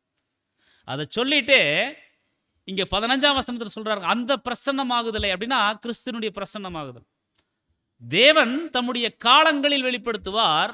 அவரே நித்தியானந்தம் உள்ள ஏக சக்கராதிபதியும் ராஜாதி ராஜாவும் கர்த்தாதி கர்த்தருமா இருக்கிறாருன்னு சொல்லி சொல்றார். So which in his times he shall show who is the blessed and only potentate அப்படின்னு சொல்லி சொல்றார். The king of kings and lord of lords ன்னு சொல்லி சொல்றார். ஸோ அந்த அப்படின்னா நல்ல அறிக்கை அல்லது ஆரோக்கியமான விசுவாசம் அப்படின்னு சொல்லிட்டு தம்முடைய காலங்களில் அப்படிங்கிறதுக்கு அந்த கிரீக் வேர்டு ஒரு வார்த்தை சொல்கிறாங்க, கைராஸ் அப்படிங்கிற ஒரு வார்த்தை சொல்கிறாங்க. அதாவது கைராஸ் அப்படின்னு சொல்லி சொல்கிறா அல்லது கைரோஸ் அப்படின்னு சொல்லலாம். ஸோ அந்த கைரோஸ் அப்படிங்கிறது அதாவது குறிப்பிட்ட காலங்கள். ஸோ காலம் நிறைவேறிற்று, தேவனுடைய ராஜ்யம் சமீபமாக இருக்குதுன்னு சொல்லி நம்ம வந்து பார்க்கணும். அது 1000 ஆண்டு யுகம், 1000 ஆண்டு அந்த ஒரு நியாய தீர்ப்பு நாள்னு சொல்லி சொல்கிறார். ஏக சக்கராதிபதி அப்படின்னு சொல்லி அந்த வசனத்தில் நாம் வந்து படித்தோம். ஏக சக்கராதிபதின்னு சொல்லி அப்போது அவர் நித்திய பிதா என்று அழைக்கப்படுவார். ஏசாயா 9ஆம் அதிகாரம் 6ஆம் வசனத்தை கோட் பண்ணுறாரு அப்படி சகோதரர். அன்புக்குரிய சகோதர சகோதரில் ஏக சக்கராதிபதி அப்படின்னா பொதுவாக நாம் வந்து இந்த திருத்துவம் பாடமெல்லாம் படிச்சுட்டு வரும்பொழுது அன்புக்குரிய சகோதர சகோதரில் தேவனுக்கு அது பொருந்தும்னு சொல்லி நான் படிப்போம். அவரே நித்தியானந்தம் உள்ள ஏக சக்கராதிபதியும் ராஜாதி ராஜாவும் கர்த்தாதி கர்த்தரும் சொல்லி நாம் படிப்போம். ஆனால் நம்முடைய சகோதரர் வந்து எப்படி சொல்கிறார் அப்படின்னா அன்புக்குரிய சகோதர சகோதரியில் அவர் வந்து நித்திய பிதா என்று அழைக்கப்படுவார் சொல்லி கர்த்தரை குறித்து சொல்கிறார். அடுத்தது ராஜாதி ராஜாவும் அப்படின்னா ஆட்டுக்குட்டியானவர் கர்த்தாதி கர்த்தரும் ராஜாதி ராஜாவுமா இருக்கிறபடினால அவர்களை ஜெயிப்பார்னு சொல்லி வெளிப்படுத்தல் 17:4 சொல்கிறார். ஸோ இது யாரை குறித்து இந்த ஒரு வசனம் சொல்லப்படுது அப்படின்னா அன்புக்குரிய சகோதர சகோதரில் நம்முடைய ஆண்டவராக இயேசு கிறிஸ்துவை குறித்து தான் சொல்லப்படுது. ஸோ கர்த்தாதி கர்த்தரும் அப்படின்னா கிரீக் வேர்டு சொல்கிறாங்க க்ரியூ அப்படின்னு ஒரு வார்த்தை சொல்கிறாங்க. அதாவது கர்த்தாக்கள் அப்படிங்கிறது அதனுடைய பொருளாக இருக்குதுன்னு சொல்லி சொல்கிறோம். ஸோ இதில் நம்ம வந்து பார்த்துட்டோம், ராஜாதி ராஜா, கர்த்தாதி கர்த்தர், ஏக சக்கராதிபதி, நித்தியானந்தம் உள்ள இதெல்லா விஷயங்களும் அது கர்த்தருக்கு அது பொருந்தக்கூடியதாக இருக்குதுன்னு சொல்லி சொல்கிறாரு. அடுத்தது 1 தீமோத்தேயு 6:16 நல்லா கவனிக்கலாங்க. ஒருவராய் சாவாமையுள்ளவரும் சேரக்கூடாத ஒளியில் வாசம் பண்ணுகிறவரும் மனுஷரில் ஒருவரும் கண்டிராதவரும் காணக்கூடாதவருமாய் இருக்கிறவர் அவருக்கே கனமும் நித்திய வல்லமையும் உண்டாயிருப்பதாக ஆமேன் அப்படின்னு சொல்லி சொல்றோம். அப்போ who only has immortality dwelling in the light which no man can approach to, whom no man has seen not can see அப்படின்னு சொல்லி சொல்கிறார். ஸோ ஒருவரா இது யாருக்கு பொருந்தும்னு சொல்லி நம்ம வந்து திருத்துவம் பாடத்தில் நம்ம வந்து படிச்சிருப்போம். இது பிதாவாகிய தேவனுக்கு பொருந்தும். உண்மைதான், அதில் மாற்று கருத்து இல்லை. ஆனால் இங்கே அப்போஸ்தலனாகிய பவுல் எந்த நிலைமையை குறித்து சொல்கிறார் அப்படின்னா இது நம்முடைய கர்த்தருக்கு இது பொருந்தும் சொல்லி நம்முடைய சகோதரர்கள் வந்து குறிப்பிடார். எதை குறித்து சொல்கிறார் அப்படின்னா கர்த்தர் உயிர்த்து, அதாவது இறந்து மறுபடியும் உயிர்த்து வந்ததுக்கப்புறம் மகிமையில் இருக்காங்க இல்லைங்களா, அந்த நிலைமையை வந்து சொல்கிறார். இது தேவனுக்கு பொருந்தும், அதில் மாற்று கருத்து இல்லை. ஆனால் இது கர்த்தருக்கும் பொருந்தும். ஏன்னா கர்த்தர் தேவனுடைய அந்த ஒரு நிலைமையை கொள்ளையாடின பொருளாக அவர் வந்து எடுத்துக்கொள்ளல அப்படிங்கிற சகோதரர் சொல்கிறார். ஸோ ஒருவராய் அப்படின்னா கிறிஸ்து அழியாமையை பெற்றுக்கொண்டார். பிதாவானவர் எப்பொழுதும் கீழ்ப்படுத்தப்படலை. யாருக்குன்னா கிறிஸ்துவுக்கு. பிதாதான் எல்லாமே, கிறிஸ்துவுக்கு அவர் கீழ்ப்படுத்தப்படலை. அதாவது கிறிஸ்து என்பவர் தூதர் சேனை முதலான எல்லா ஜீவன்களுக்கும் மேலாக ஒருவராய் சாவாமையுள்ளவராக இருக்கிறார். மீண்டும் நாம் குறிப்பிடுறோம் அன்புக்குரிய சகோதரர்களே, இது தேவனுக்கு பொருந்தும், கிறிஸ்துவுக்கும் பொருந்தும். ஆனால் நம்ம திருத்துவம் பாடத்தில் தேவனுக்கு அது பொருந்தும் சொல்லி பிதாவாகிய தேவனை குறித்து படிக்கும்போது இந்த வசனத்தை நம்ம கோட் பண்ணுவாங்க. ஆனால் இரண்டும் சரிதான். நம்முடைய சகோதரர் சொல்றார், ஆனால் பிதாவோ எல்லா ஜீவன் நிலைக்கும் மேலானவர், அவர் ஒப்பில்லாத விதிவிலக்கானவராக இருக்கிறார். அவர் இப்படித்தான் இந்த சட்டத்துக்குள்ளதான் அவர் வந்து பொருந்துவார்னால சொல்ல முடியாதுங்க. அவர் ஆதி அந்தம் இல்லாதவர். அதுதான் நம்ம வந்து பிதாவாகிய தேவனை குறித்து பார்க்குறோம். ஸோ அவர் பிதாவோ எல்லா ஜீவநிலைக்கும் அவர் வந்து மேலானவர், மேம்பட்டவர். அவர் ஒப்பில்லாத விதிவிலக்கானவராக இருக்கிறார். அதான் சகோதரர் அந்த ஒரு 1 கொரிந்தியர் 15ஆம் அதிகாரம் 27ஆம் வசனத்தை கோட் பண்றாரு. 27 மற்றும் 28 கூட அதுக்கு பொருந்தி வரக்கூடியதா இருக்குது. பாருங்க, நம்முடைய புராட்டஸ்டன்ட் பைபிள்ல சகலத்தையும் அவருடைய பாதத்திற்கு கீழ்ப்படுத்தினாரே, சகலத்தையும் கிறிஸ்துவினுடைய பாதத்திற்கு கீழ்ப்படுத்தினார் பிதாவாகிய தேவன். ஆகிலும் சகலமும் அவருக்கு கீழ்ப்படுத்தப்பட்டதென்று சொல்லியிருக்கும் போது சகலத்தையும் அவருக்கு கீழ்ப்படுத்தினவர் கீழ்ப்படுத்தப்படவில்லை என்பது வெளியரங்கமா இருக்குது. ரொம்ப குழப்பமா இருக்கு இந்த வசனம் படிக்கும்போது. சகலத்தையும் கிறிஸ்துவுக்கு யார் கீழ்ப்படுத்தினாங்க? தேவன். ஸோ அவர் கீழ்ப்பட்டவர் அல்ல கிறிஸ்துவுக்கு. அவர் எல்லா ஜீவநிலைக்கும் மேலானவர், மாபெரும் உயிர் கொடுப்பவர் அப்படின்னு சொல்லி நம்ம வந்து பார்க்கிறோம். ஸோ சகலமும் கர்த்தருக்கு கீழ்ப்பட்டிருக்கும் போது, எல்லாமே கர்த்தருக்கு கீழ்ப்பட்டிருக்கும் போது, தேவன் தான் சகலத்திலும் சகலமுமாய் இருப்பதற்கு குமாரன் தாமும் தமக்கு சகலத்தையும் கீழ்ப்படுத்தினவருக்கு கீழ்ப்பட்டிருப்பார். இதே வசனம் திருவிழியத்தில் இன்னும் கொஞ்சம் எளிமையா இருக்கு பாருங்க. ஏனெனில் கடவுள் எல்லாவற்றையும் அவருக்கு அடிபடிய செய்தார், ஆனால் எல்லாம் அடிபடிதன என்று சொல்லும்போது அனைத்தையும் கிறிஸ்துவுக்கு அடிபணிய வைக்கும் கடவுளை தவிர மற்றவை யாவும் அடிபணிதன என்பது தெளிவாகும். கடவுள் மட்டும், பிதாவாகிய தேவன் மட்டும் அடிபணில, அது தேவையில்லை. கர்த்தர் வந்து அதை கொள்ளையாடின பொருளாக எடுத்துக்கொள்ள மாட்டார். அனைத்துமே மகனுக்கு அடிபணியும் போது தமக்கு அனைத்தையும் அடிபணிய செய்த கடவுளுக்கு மகனும் அடிபணிவார். தேவனுடைய பாதத்துல வந்து எல்லாத்தையும் முடிச்சுட்டு வந்து பாதத்தில் உட்கார்ந்துக்குவார். இந்த மத்தியஸ்தர் வேலை முடிஞ்சதுக்கு அப்புறம் அவர் எல்லாவற்றையும் முடிச்சுட்டு போய் பிதாவினுடைய காலடி உட்கார்ந்துக்குவார். அதான் ஏசாயால் நம்ம வந்து படிப்போம். அந்த அந்த ஆணி கடாவப்பட்ட அந்த ஒரு ஆணி என்ன ஆகுன்னு சொல்லி பார்த்தோம்னா, மத்தியஸ்தர் வேலை முடிஞ்சதுக்கப்புறம் அது முறிந்து விழும்னு சொல்லி, அதுக்கப்புறம் மத்தியஸ்தர் பணி 1000 ஆண்டு முடிச்சதுக்கப்புறம் தேவைப்படாது. அதைத்தான் அங்கே வந்து பார்க்கிறோம். ஸோ அனைத்துமே மகனுக்கு அடிபணியும் போது தமக்கு அனைத்தையும் அடிபணிய செய்த கடவுளுக்கு மகனும் அடிபணிவார். அப்போது கடவுளே, தேவனே, சர்வ வல்லவரே, அனைத்திலும் அனைத்துமாய் இருப்பார்னு சொல்லி சொல்றார். ஸோ இந்த வசனத்தை பரமபிதாவிற்கு அவருக்கு பயன்படுத்துறது அப்படிங்கிறது அது வந்து கரெக்டு தான். ஆனாலும் இங்கே நம்முடைய சகோதரர் சொல்றாரு, இந்த வசனத்தை பரமபிதாவிற்கு பயன்படுத்துவது என்பது இந்த வார்த்தைகள் எழுதப்பட்ட சமயத்தில் பரலோக குமாரனும் பிதாவும் என இருவர் அழியாமையை பெற்றிருந்தாங்க அப்படிங்கிற அந்த ஒரு வேத வாக்கியங்களினுடைய சாட்சியத்திற்கு, எவிடன்ஸ்க்கு ஒத்துப்போகல அப்படின்னு சொல்லி சொல்றார். இந்த பகுதி சற்று தெளிவற்றதாக, ஒரு கிளாரிட்டி இல்லாமல் இருக்குது. இது பரமபிதாவை குறிக்கிறது என்று கூறுபவர்களுடன் எங்களுக்கு எந்த விசேஷித்த முரண்பாடும் இல்லை. எங்களுக்கு எந்த ஒரு முரண்பாடும் இல்லை. பரமபிதாவை குறிக்குதுங்கிறீங்களா? கரெக்ட், ஓகே, சகோதரர் சொல்றார், அதில் தப்பில்லை, எந்த முரண்பாடும் இல்லை. எங்களுடைய சொந்த கருத்து என்ன அப்படின்னு சொல்லி பார்த்தோம்னா, இது நம்முடைய கர்த்தராக இயேசு கிறிஸ்துவை குறிக்குது. அது எந்த ஒரு நிலைமைனா, அப்போஸ்தலர் விளக்குவது போல தேவன் எப்போதுமே ஒப்பில்லாத விதிவிலக்கானவராக இருக்கிறார் அப்படின்னு சொல்லி சொல்றார். அடுத்தது சாவாமை உள்ளவர் அப்படின்னா கிரீக் வேர்டு அத்தனாசியா அப்படிங்கிற ஒரு வார்த்தை கொடுக்குறாங்க. அதாவது மரணமின்மை, இறக்க முடியாத ஒரு நிலை. அப்படின்னா கர்த்தர் தான் இறந்தது, மரித்து உயிர் தெழுந்தார் இல்லைங்க அப்படின்னு நம்ம சொல்லலாம். அப்போ இது தேவனுக்கு தான் எனக்கு பொருந்தும். கரெக்டு, இது தேவனுக்கு தான் பொருந்தும், ஆனால் கர்த்தருக்கும் பொருந்தும். எப்படின்னா இங்கே சவர் சொல்ற பாருங்க, மரணம் இல்லை, மரணத்திலிருந்து காப்பு பெற்றிருக்கிறது அப்படின்னு சொல்லி, அழிக்க முடியாத நிலை, சதா காலமும் வாழ்ந்து கொண்டிருக்கக்கூடிய ஒரு நிலைன்னு சொல்லி சொல்றார். ஸோ தன்னில் தானே ஜீவன் பெற்றிருக்கிறது, ஜீவனை தக்க வைத்துக் கொள்வதற்கு எந்த ஆதாரமும் தேவைப்படாத ஒரு நிலை. உயிர், அதாவது சாப்பிட்றது, பிடிக்கிறது, இந்த மாதிரி விஷயங்கள் எல்லாம் ஜீவனை தக்க வச்சிருக்கா எடுத்துக்கொள்ளக்கூடிய முயற்சி, அதுக்கெல்லாம் தேவையில்லை. ஸோ அழியாமை அப்படிங்கிறது திவ்ய சுவாபத்திற்கு மட்டுமே சொந்தமானது. எந்த சூழ்நிலையிலும் நின்றுவிட முடியாத முழுமையான ஜீவநிலை, சாவாமை. பாருங்க, அடுத்த வசனத்தில் தான் சொல்றார். நம்ம சொன்னோம் இல்லையா, ஒரு கேள்வி கேட்டோம் இல்லைங்களா, கிறிஸ்து தான் மரித்தாரே, அந்த மரிச்ச அந்த முதல் ஒரு வருகையினுடைய அந்த விஷயங்களை குறித்து சொல்லல.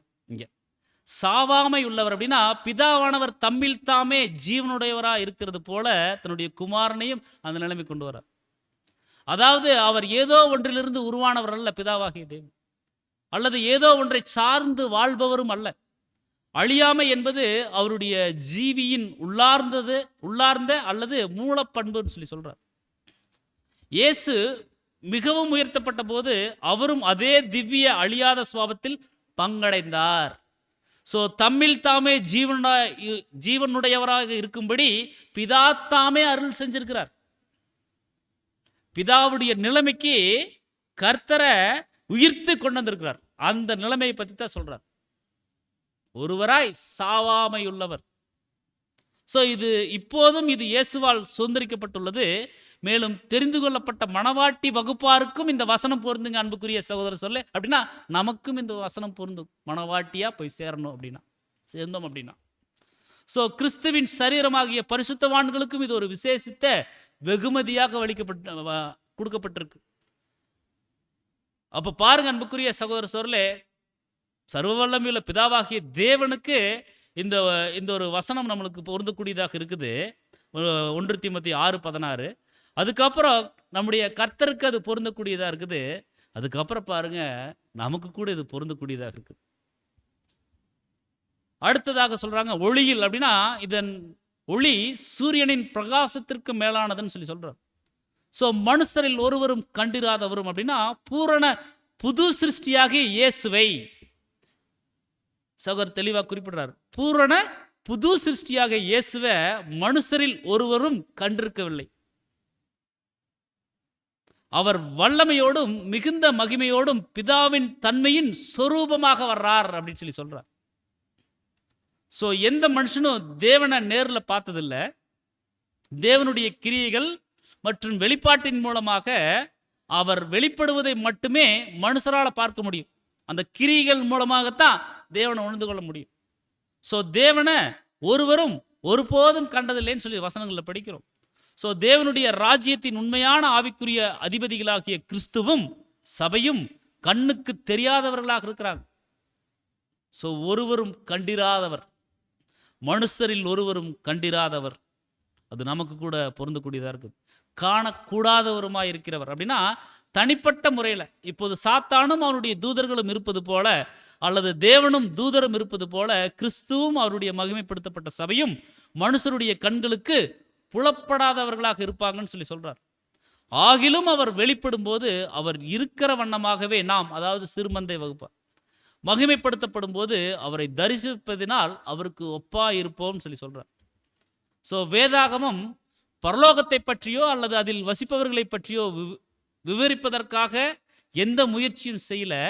மனுஷர் தேவனை அவருடைய கிரியைகளின் வழியாக பகுத்தறியணும். இப்போ ஒரு மின்னல் அடிக்குது அப்படின்னா தேவன் ஏதோ பேசுறாருன்னு அர்த்தம். பின்னால் ஒரு படம் பார்க்கலாம், கர்த்தருடைய சத்தம் அப்படின்னு சொல்லி.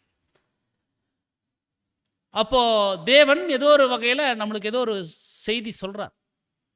அப்போ ஒவ்வொரு நிகழ்வுகளையும் அன்புக்குரிய சகோதர சகோதரியை நாம் அப்படித்தான் பார்க்கணும். ஸோ அதைத்தான் நம்ம பார்க்குறோம். இது தேவனை குறித்ததான ஒரு சில முக்கியமான காரியங்களை அங்கே தேவனை குறிச்சும் சொல்கிறார். நமக்கும் அந்த ஒரு வார்த்தைகள் அது பொருந்தக்கூடியதாக இருக்குது. ஸோ தேவனுடைய பிரசன்னமாகுதலும் அவரை பற்றிய விளக்கத்தையும் அங்கே 15-16 சொல்கிறார். அதை சொல்லிட்டு அடுத்ததாக அப்போஸ்தலனாகிய பவுல் தான் நேசித்த அன்பு குமாரனுக்கு தீமோத்தேயுவிற்கு கடைசி கட்டளை கொடுக்குறார். அந்த கட்டளையில் ஒரு எச்சரிப்பும் கொடுக்குறார். என்னென்னா ஐஸ்வர்யம் உள்ளவர்களுக்கு ஆலோசனைகள் சொல்கிறார். என்ன மாதிரி ஆலோசனை அப்படின்னா வசனம் 17-19 வரைக்கும் ஆலோசனை கொடுக்குறார். எப்படின்னா அன்புக்குரிய சகோதர சகோதரில் செல்வந்தர்களுக்கான ஆலோசனைகள், பணக்காரருக்கு ஆலோசனை, பிறருக்கு உதவணும், ஊழியங்களுக்கு உதவணும், அது செல்வந்தர்களுடைய பொறுப்பு. ஏன்னா சபைகளில் ஒரு சிலர் நல்ல வசதிகளோட தேவன் கொடுத்த ஆசீர்வாதங்களோடு இருப்பாங்க. அவங்க ஊழியத்திற்கு உதவக்கூடியவர்களாக இருக்கணும் அப்படிங்கிறது அங்கே சொல்கிறார். ஸோ ஐஸ்வர்யம் உள்ளவர்களுக்கு ஆலோசனைகள் சொல்கிறார். பாருங்க 1 தீமோத்தேயு 6:17 சொல்கிறாரு, இவ்வுலகத்தில் ஐஸ்வர்யம் உள்ளவர்கள் இருமாப்பான சிந்தையுள்ளவர்களாய் இராமலும் நிலையற்ற ஐஸ்வர்யத்தின் மேல் நம்பிக்கை வைக்காமலும் நாம் அனுபவிக்கிறதற்கு சகலவித நன்மைகளையும் நமக்கு சம்பூர்ணமாய் கொடுக்கிற ஜீவனுள்ள தேவன் மேலே நம்பிக்கை வைக்கணும். நம்ம எது மேலே நம்பிக்கை வைக்கணும் அப்படின்னா அன்புக்குரிய சகோதரர் சொல்ல, ஜீவனுள்ள தேவன் மேலே.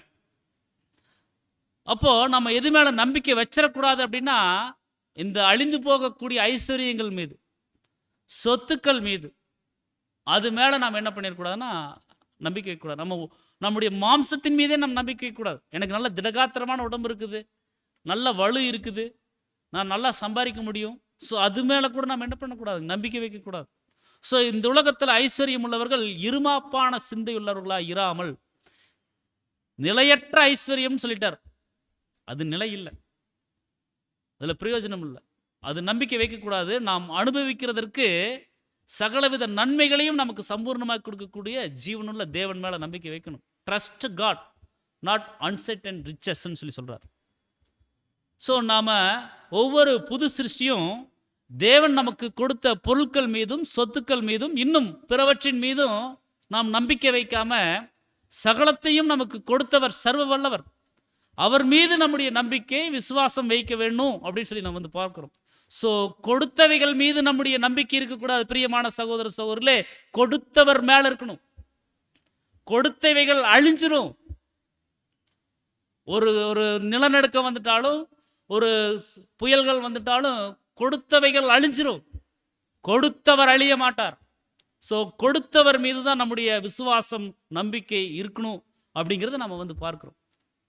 பிரசங்கி அழகாக சொல்கிறார் பாருங்க, அறிவுரை பிரசங்கி அருமையாக சொல்கிறாரு 6:2. அதாவது ஒருவனுக்கு தேவன் செல்வத்தையும் சம்பத்தையும் கனத்தையும் கொடுக்குறாரு. அவன் என்ன இச்சித்தாலும் என்ன சேர்த்தி வச்சாலும் அதெல்லாம் அவனுக்கு குறைவில்லாமல் கிடைக்கும். என்ன பிரயாசப்பட்டாலும் குறைவில்லாமல் கிடைச்சிரும். ஆனாலும் அவைகளை அனுபவிக்கும் சக்தியை தேவன் அவனுக்கு கொடுக்கலன்னா பிரயோஜனம் இல்லைங்க. என்ன வேணாலும் சேர்த்து வைக்கலாம். குடோனை இடித்து பெரிய குடோனா கட்டி களஞ்சியங்களை கொண்டு போய் சேர்த்து வைக்கலான்னு சொல்லி ஒரு மதிகேடன் செஞ்சான் பார்த்தீங்களா, ஊமையில் நான் படிச்சிருப்பேன். நிறைய விளையுது, நிறைய போய் சேர்த்து வைக்கலான்னு சொல்லி சேர்த்து வைக்கிறார். இன்றைய ராத்திரியில் நீ வந்து உன்னுடைய ஜீவன் எடுக்கப்பட்டுருச்சுன்னா இதை எங்கே கொண்டு போய் வைப்பேன், இதை நீ எங்கே அனுபவிப்பேன்? அப்படித்தான் கேட்குறார் அன்புக்குரிய ஒரு சொல்ல. இப்போ தான் வேடிக்கையாக சொல்லும் பொழுது, நம்ம பெரிய ஸ்வீட் கடை வச்சுருக்கலாம், இனிப்பு பலகார கடை பெருசாக பல பிரான்ச்சஸ் போட்டு வச்சுருக்கலாம். ஆனால் நம்மளுக்கு சுகர் வந்துருச்சுன்னா சாப்பிட முடியுங்களா? பார்க்கலாம், அவ்வளோதான். ஒன்று கூட எடுத்து வாயில் வைக்க முடியாது. அந்த மாதிரி நிலைமை. ஸோ நம்ம சேர்த்து வைத்திருக்கக்கூடிய செல்வங்களையும் சொத்துக்களையும் அனுபவிக்கக்கூடிய சக்தியை தேவன் கொடுக்கலன்னா செத்ததெல்லாம் வேஸ்ட்டு. ஸோ கொடுத்த பொருட்கள் மீது நம்முடைய நம்பிக்கை இருக்க வேண்டாம், கொடுத்தவர் மீது நம்முடைய நம்பிக்கை அங்கே வைக்கணும். அன்புக்குரிய சகோதரர் சொல்ல அதுதான் நம்ம பார்க்குறோம். ஸோ ஐஸ்வர்யம் உள்ளவர்கள் அப்படின்னா அப்போஸ்தலரின் இந்த வார்த்தைகள் வேறு எந்த காலகட்டத்தை காட்டிலும் தற்காலத்திற்கு மிக சரியாக பொருந்துவதாக காணப்படுது. 7ஆம் நாளாக எழுதிட்டார் பாருங்க, இது நம்ம காலத்துக்கு இது பொருந்தக்கூடியதாக இருக்குது.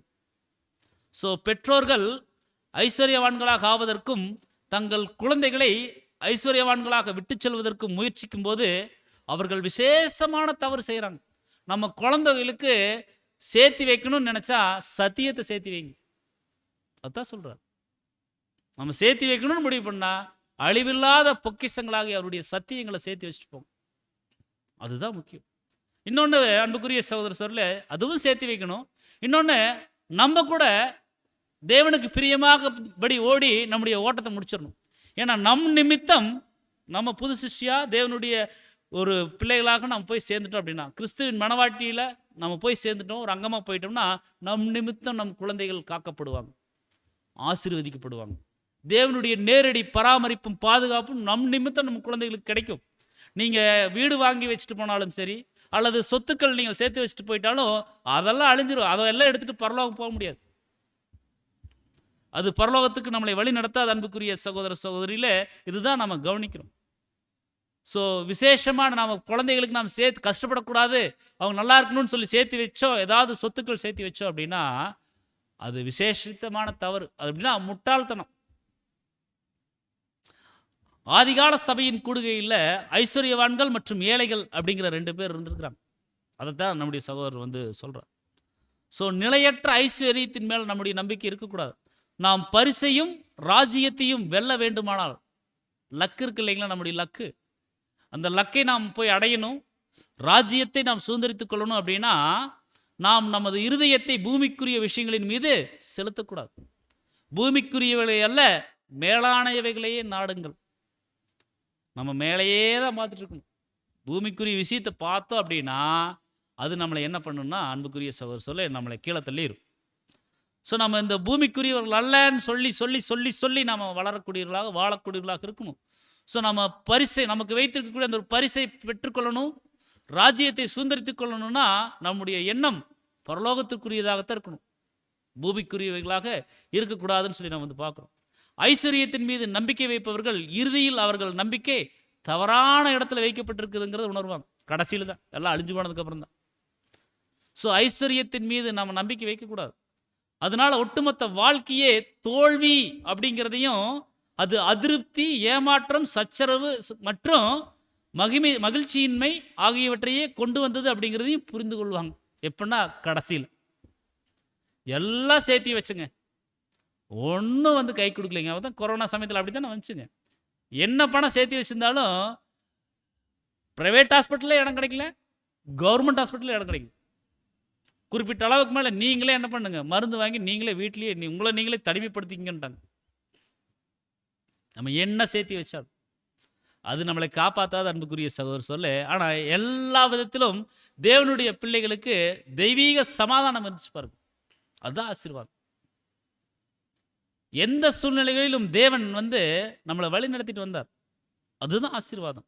ஸோ ஐஸ்வர்யத்தின் மீது நம்பிக்கை வைப்பவங்க இறுதியில் அவர்கள் நம்பிக்கை தவறான இடத்துல வைக்கப்பட்டதை கடைசியில் தான் உணர்வாங்க. பாருங்க, இன்னைக்கு தேவன் இன்னைக்கு நமக்கு எச்சரிப்பு கொடுத்துட்டாரு, நம்ம இறுதி வரைக்கும் போகக்கூடாது. இப்போவே உணர்ந்து கொள்ளணும், நம்முடைய நம்பிக்கை பூமிக்குரியதாக அல்ல, பரத்துக்குரியதாக இருக்கணும். நம்முடைய சிந்தை பரத்துக்குரிய விஷயங்களின் மீது நம்பிக்கை வைக்கும்படி பழக்கப்படுத்தணும். அதுதான் ஆசீர்வாதம் அன்புக்குரிய சகோதர சோழர்களே, அதை நாம் கவனிக்கிறோம். அடுத்ததாக அனுபவிக்கிறதற்கு சகலவித நன்மைகளை அப்படின்னா, அவர்கள் அனுபவிப்பதற்கு தேவையான சகலவித நன்மைகளையும் தேவன் தான் கொடுக்குறாங்க. ஸோ நாம் நமது சுதந்திரங்கள் சுயாதீனங்கள் மீது கண்ணோக்கமாக இருந்து கர்த்தருடைய சித்தத்தை நிதானித்து பார்த்து அதற்கேற்ப நம்முடைய சுயாதீனங்களையும் நம்முடைய சுதந்திரங்களையும் பயன்படுத்தக்கூடியவர்களாக இருக்கணும். கர்த்தருடைய பரிசுத்தவான்கள் பாருங்க, கர்த்தருடைய பரிசுத்தவான்கள் கடைகளில் காட்சிப்படுத்தப்பட்ட கலைப்படைப்புகளை தங்களுடைய விசேஷித்த பராமரிப்பின் கீழாக வைத்துக்கொள்ள வேண்டும் அப்படிங்கிற எந்த வாஞ்சியும் இல்லாமல் அவைகளை பார்த்து ரசிக்கலாம். கடையில் இருக்கும், ஷோகேஸில் நல்லா நல்லா ஜொலிக்கும், கண்ணை கவர்ற மாதிரி இருக்கும், பார்க்கலாம், பார்த்துட்டு கடந்து போயிடலாம். அதை நம்ம வாங்கினா எப்படி இருக்கும், அந்த நகையை வாங்கி நம்ம போட்டால் எப்படி இருக்கும், அந்த அந்த ட்ரெஸ்ஸை வாங்கி நம்ம அனுபவிச்சா எப்படி இருக்கும், அந்த பக்கத்தில் வீடு பெருசாக கட்டியிருக்காங்களே அந்த மாதிரி லைட் செட்டிங்கோட அந்த மாதிரி நம்ம கட்டினா எப்படி இருக்கும், இந்த கார் நல்லா இருக்குதே இது வேணா எப்படி இருக்கும், நம்முடைய மகனுக்கு இந்த மாதிரி ஒரு பெண் பார்க்கலாமே, நம்முடைய மகளுக்கு இந்த மாதிரி ஒரு கணவன் பார்க்கலாமே, இப்படி எல்லாம் பக்கத்தில் இருக்கிறத பார்த்தோம்னா அன்புக்குரிய சகோதர சொல்ல நமக்கு வந்து மகிழ்ச்சி இருக்காது. ஏன்னா நம்முடைய கண்ணும் மனசும் என்ன ஆகுன்னு சொல்லி பார்த்தோம்னா இன்னும் பெட்டராக தான் கேட்கும். இருக்கிறத விட இன்னும் சிறப்பாக நம்ம வாழணும்னு தான் நினைக்குமே ஒழிய இருக்கிறது போதும் அப்படின்னு சொல்லி நம்முடைய மனசு வந்து ஏற்றுக்காது. ஆனால் அன்புக்குரிய சகோதர சொல்ல அர்ப்பணிக்கப்பட்ட ஒவ்வொருவரும் நம்ம எப்படி தான் நினைக்கணும் அப்படின்னா, பார்க்கலாம், ஆனால் அது நம்முடைய ஒரு ஒரு வாஞ்சியாக விருப்பமாக இருந்துடக்கூடாது அப்படின்னு சொல்லி இங்கே சகோதரர் சொல்கிறார். ரசிக்கலாம்னு சொல்லி சொல்கிறார். ஸோ ரசிக்கலாம், பட் அதுக்காக நாம் வந்து பிரயாசப்பட்டு கடனுடன் வாங்கியாவது அதை நாம் வந்து என்ன பண்ணிடக்கூடாதுங்க, அடையணுங்கிற எண்ணம் நம்மளுக்குள்ள இருக்கக்கூடாது.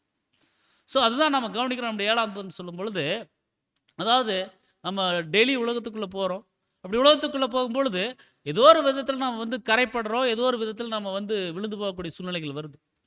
ஸோ அது இயற்கை தான், அது தேவன் ஒரு பாவமாக கருதுவதில்லை. மாறாக நம்ம மனசறிஞ்சு அந்த பாவங்களை தேக்கி வைக்கிறோம் இல்லைங்களா, ஸ்டாக் பண்ணி வைக்கிறோம் இல்லையா, அதுதான் பாவம் தேவனுடைய பார்வையில்.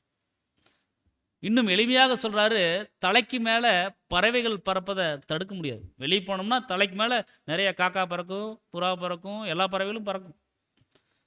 ஆனால் கூடு கட்டாமல் யார் தடுக்கலாங்க, அது நம்ம கையில் தான் இருக்குது. தலைக்கு மேலே பறவைகள் பறப்பதை தடுக்க முடியாது, கூடு கட்டாமல் நம்ம வந்து என்ன பண்ணலாம், தடுக்கலாம். ஸோ பார்க்கலாம், ஆனால் அதுக்காக நாம் பிரயாசங்களை ஏறெடுத்து நம்முடைய அர்ப்பணிப்பின் நேரத்தை நாம் வந்து செலவு செய்யக்கூடாது அப்படிங்கிறத நம்ம வந்து பார்க்கணும்.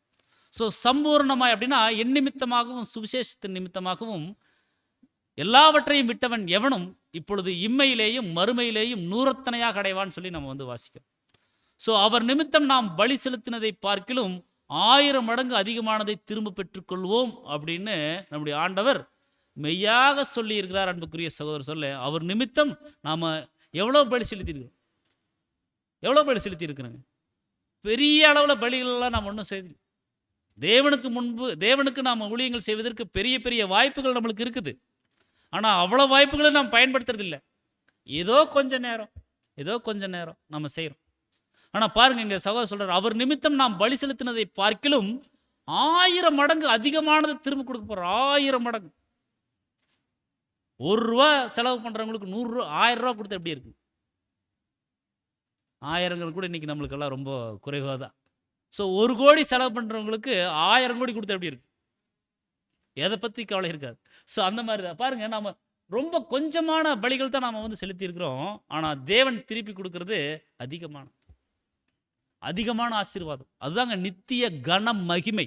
இந்த வார்த்தையே ரொம்ப அருமையாக இருக்குது. நித்திய கன மகிமையை நம்மளுக்கு கொடுக்க போகிறார். ஸோ நம்ம வந்து தேவனுக்குன்னு நம்மளை கொடுத்தோம்னா அதை 2 தேவன் நம்மளுக்கு திருப்பி கொடுப்பார்.